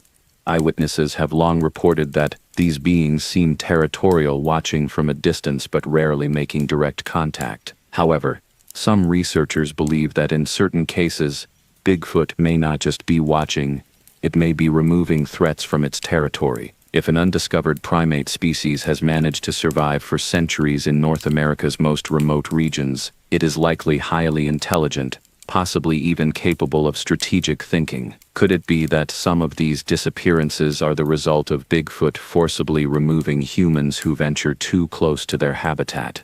There are stories, passed down in Native American traditions, of creatures stealing people away, sometimes returning them, sometimes not. The Iroquois spoke of stone giants, enormous, hairy beings that roamed the forests and would kidnap people, sometimes consuming them. Other tribes tell of creatures that would take individuals for unknown purposes. Some were brought back dazed and disoriented, while others were never seen again. These stories stretch back centuries, long before modern Bigfoot sightings, suggesting that if something has been taking people, it's not a new phenomenon. Some believe that if Bigfoot is an intelligent primate, it may not be acting out of aggression, but out of curiosity or even loneliness. Certain primates have been known to steal infants from other species, not necessarily to harm them, but seemingly out of a desire to care for them. Could it be that some of these creatures have taken humans in a similar way, either out of curiosity or because they view humans as some kind of lost kin? If so, the implications are disturbing. What happens to those who are taken? Are they kept alive in hidden caves or dense forested enclaves? And if so, do they ever escape? Another chilling theory suggests that dogmen, the bipedal wolf-like creatures reported across the United States, could be behind certain disappearances. Unlike Bigfoot, which is often described as an elusive but mostly passive entity, dogmen encounters tend to be much more aggressive. Witnesses frequently report intense feelings of fear and dread, often describing the creature's eyes as having an unnatural, almost hypnotic quality. Some claim that their encounters involved an overwhelming sense that they were being hunted. Could it be that dogmen are actively preying on humans? There are reports from hunters and hikers who claim to have been stalked by something unseen, hearing heavy footfalls and deep growling breaths just beyond their field of vision. Some describe an overwhelming urge to run, as if their instincts knew they were in the presence of a predator far beyond their understanding. A few even claim that people they knew went missing in areas where dogman sightings had previously been reported. If these creatures are territorial or predatory, it's possible that some of the disappearances attributed to simple misfortune are actually attacks or abductions by these cryptid beings. Beyond Bigfoot and dogmen, there are stranger theories still. Some researchers suggest that there could be cryptids or entities that exist beyond our understanding. Beings that are not physical in the way we perceive, but capable of interacting with our world. Stories from around the globe speak of shadowy interdimensional beings that appear to slip in and out of our reality. Some believe that certain missing people may have stumbled upon a place where the fabric of reality is thinner, a portal or gateway to another realm. In areas where disappearances occur frequently, reports of strange lights, odd atmospheric changes, and even distortions in time and space are common. Some witnesses who have survived close encounters describe moments where the woods suddenly fell silent, where reality itself seemed to shift, as if they were stepping into a different world. Some recall seeing blurry figures, flickering in and out of sight, as if something was watching from beyond the veil of reality. Could it be that some of the missing were simply in the wrong place at the wrong time, stepping through an unseen doorway into another realm? There's also the theory of subterranean cryptids, that some of these creatures may not dwell in the forests but beneath them. Across the United States, there are massive, unexplored cave systems, places so deep and vast that entire species could remain undiscovered. Some researchers suggest that certain cryptids, particularly those associated with disappearances, may reside in underground networks of tunnels and caves. Could it be that some of these missing people were taken below ground, into places from which there is no return?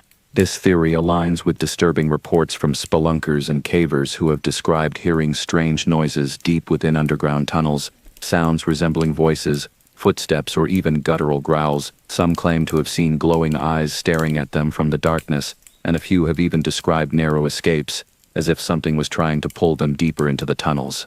If such creatures exist, and if they have adapted to underground life, it would explain how they have remained hidden for so long and why some of the missing are never found. Some of the most chilling disappearances involve individuals who have seemingly been taken and then returned, often with little memory of what happened. These individuals sometimes show up days, weeks, or even years later, dazed, confused, and often unable to explain where they had been. They speak of fragmented memories of dark places, of voices whispering in languages they didn't understand, of being watched by unseen eyes. Some even report waking up in locations miles from where they vanished, as if they had been transported by something beyond their comprehension. Could these experiences be the result of trauma, the mind's way of coping with an unexplainable event? Or could it be that those who are taken are subjected to something beyond our understanding, something that only allows some of them to return? And if that's the case, why do some come back while others are never seen again? There is one final, unsettling possibility. What if the creatures responsible for these disappearances aren't acting alone? Some researchers believe there may be a connection between cryptids and extraterrestrial entities, that what we call Bigfoot or dogmen may not be biological creatures in the way we assume, but something far stranger. There have been numerous reports of UFO sightings in areas where cryptid encounters and disappearances occur, leading some to theorize that these beings could be working in tandem with something not of this world. If so, what is the purpose? Whatever the answer may be, one thing is clear: people are vanishing. And in some of these cases, the explanations offered by authorities don't add up. If cryptids are taking people, we may never know their true motives. But those who venture too far into the wilderness, those who ignore the warnings, those who feel that unnatural silence creeping through the trees, may find themselves face to face with something that does not want to be seen. And once that happens, there may be no way back. There are some who have disappeared into the wilderness, only to return under circumstances that defy explanation. These survivors often come back with little memory of where they've been, yet their bodies tell a different story. Unusual injuries, impossible distances covered, and in some cases the unmistakable sense that they were not alone. The accounts of those who have returned from the brink of vanishing offer some of the most chilling glimpses into what may be happening to the people who are never found. One of the most infamous cases involved a young boy who went missing from a national park. One moment he was walking just ahead of his family on a well-traveled trail, and the next, he was gone. The search for him lasted for days. Helicopters scanning the dense forest, hundreds of volunteers scouring every inch of land. When he was finally found, he was miles away from the location where he had disappeared, in an area so rugged and treacherous that it would have been nearly impossible for a small child to traverse alone. He was sitting by a creek, unharmed, his clothes clean, his demeanor strangely calm. He didn't seem afraid or disoriented. He simply looked up at his rescuers and asked, "Where's the other big man?" When questioned, he described being taken by a big man with a funny face, who carried him through the woods. He said the man gave him berries to eat and told him he would be safe. When asked if this man was Harry, the child nodded, but seemed confused as if he couldn't quite process what he had encountered. There are dozens of similar cases where children too young to survive alone in the wilderness are found days later, often in locations they should not have been able to reach on their own. Some describe being carried by a bear, though their accounts don't match the behavior of any known wildlife. Others recall being taken into caves where shadowy figures watched them, silent and unmoving. Some children, even when found alive, refuse to speak at all, as if whatever they experienced left them unable or unwilling to describe it. The stories aren't limited to children. Experienced hikers and hunters have reported strange encounters where time itself seems to slip away. Some claim they became lost in familiar areas, as if the landscape had changed around them. One seasoned hunter recalled stepping off the trail for just a moment, following a set of deer tracks. When he looked up, the forest was silent, the trees unfamiliar. It was as if he had stepped into a different place entirely. No matter which direction he walked, he couldn't find his way back. Hours passed, then days. He swore he heard voices in the distance, whispering in a language he couldn't understand. Just as he was beginning to lose hope, he stumbled back onto the trail. But when he emerged from the forest, he discovered something deeply unsettling. Only a few hours had passed. He had been gone for 3 days, yet to him it had felt like no more than an afternoon. Other survivors describe waking up in places miles from where they vanished, often with no memory of how they got there. One woman disappeared from a campsite in the early evening, her family searching for her the moment they realized she was missing. They found no footprints leading away from her tent, no signs of struggle, nothing to indicate where she had gone. 3 days later, she was discovered sitting beside a remote mountain lake, barefoot, clothes in tatters, and unable to speak. Her rescuers noted that she seemed terrified, flinching at any sudden movements. When she finally regained the ability to talk, she told them that she had been in a dark place with tall, thin figures that watched her without blinking. She couldn't recall how she had escaped, only that she had suddenly woken up beside the lake as if she had been placed there. The reports of survivors often share eerie similarities: lost time, inexplicable transportation, shadowy figures observing from the darkness. In some cases, there are reports of strange markings on their skin, like small punctures or bruises in patterns that don't match any known injuries. Others report hearing distorted voices, as if something was trying to communicate, but couldn't quite form the words. Some return with an overwhelming fear of the forest, refusing to go near the wilderness again, as if they instinctively know that something out there is still watching. But what of those who are never found? The thousands who step into the wilderness and simply cease to exist. Some investigators believe that many of these disappearances follow strange patterns. areas of high electromagnetic interference, clusters of missing people near cave systems, locations where odd lights in the sky are frequently reported. Could it be that those who vanish without a trace were taken somewhere beyond human reach? One particularly disturbing case involved a group of hikers who disappeared in a remote mountain range, their last known location marked by a frantic radio transmission. The recording, later recovered, captured panicked voices, urgent whispers about something moving in the trees, and a deep, guttural growl just before the transmission cut off. The search team found their campsite abandoned, their supplies untouched, but no bodies were ever recovered. The only clue left behind was a single boot, found a mile away, as if someone had been running for their life. In other cases, strange figures have been spotted in the days leading up to a disappearance. Witnesses claim to have seen tall, pale humanoid figures lurking at the edges of trails, always just far enough away that details remain unclear. Others describe large, shadowy shapes moving silently through the trees, their presence accompanied by an overwhelming feeling of dread. Some who vanish seem to have experienced this feeling before they disappeared, as if they knew they were being watched. There are those who believe that something ancient and hidden still dwells in the depths of the wilderness. Theories range from cryptid abductions to portals to other dimensions, from supernatural entities to something far older than human civilization itself. If there is a force out there taking people, then the question remains, why? Are these disappearances accidental, or is there a purpose behind them? If cryptids like Bigfoot or Dogman are responsible, are they acting out of instinct, curiosity, or something more sinister? If there are beings capable of bending time and space, then where do the missing go? And more importantly, could they ever come back? As long as people continue to disappear under strange and impossible circumstances, the mystery will persist. The forests, mountains, and deserts of North America are vast, filled with places untouched by human hands, where the rules of nature may not be as fixed as we believe. There are still things out there that science cannot explain, creatures that remain hidden in the darkness, waiting for those who stray too far from the safety of the known world. Some of the missing may have simply become lost, victims of harsh landscapes and bad luck, but others, those who leave no trace, those whose last words hint at something watching from the shadows, those disappearances may never have a rational explanation. For those who venture into the unknown, the warnings are clear. Stick to the path, stay with your group, ignore the whispers that call your name from the darkness, because once you step beyond the veil, once you enter the territory of the unseen, you may never return. And if you do, you may not come back alone.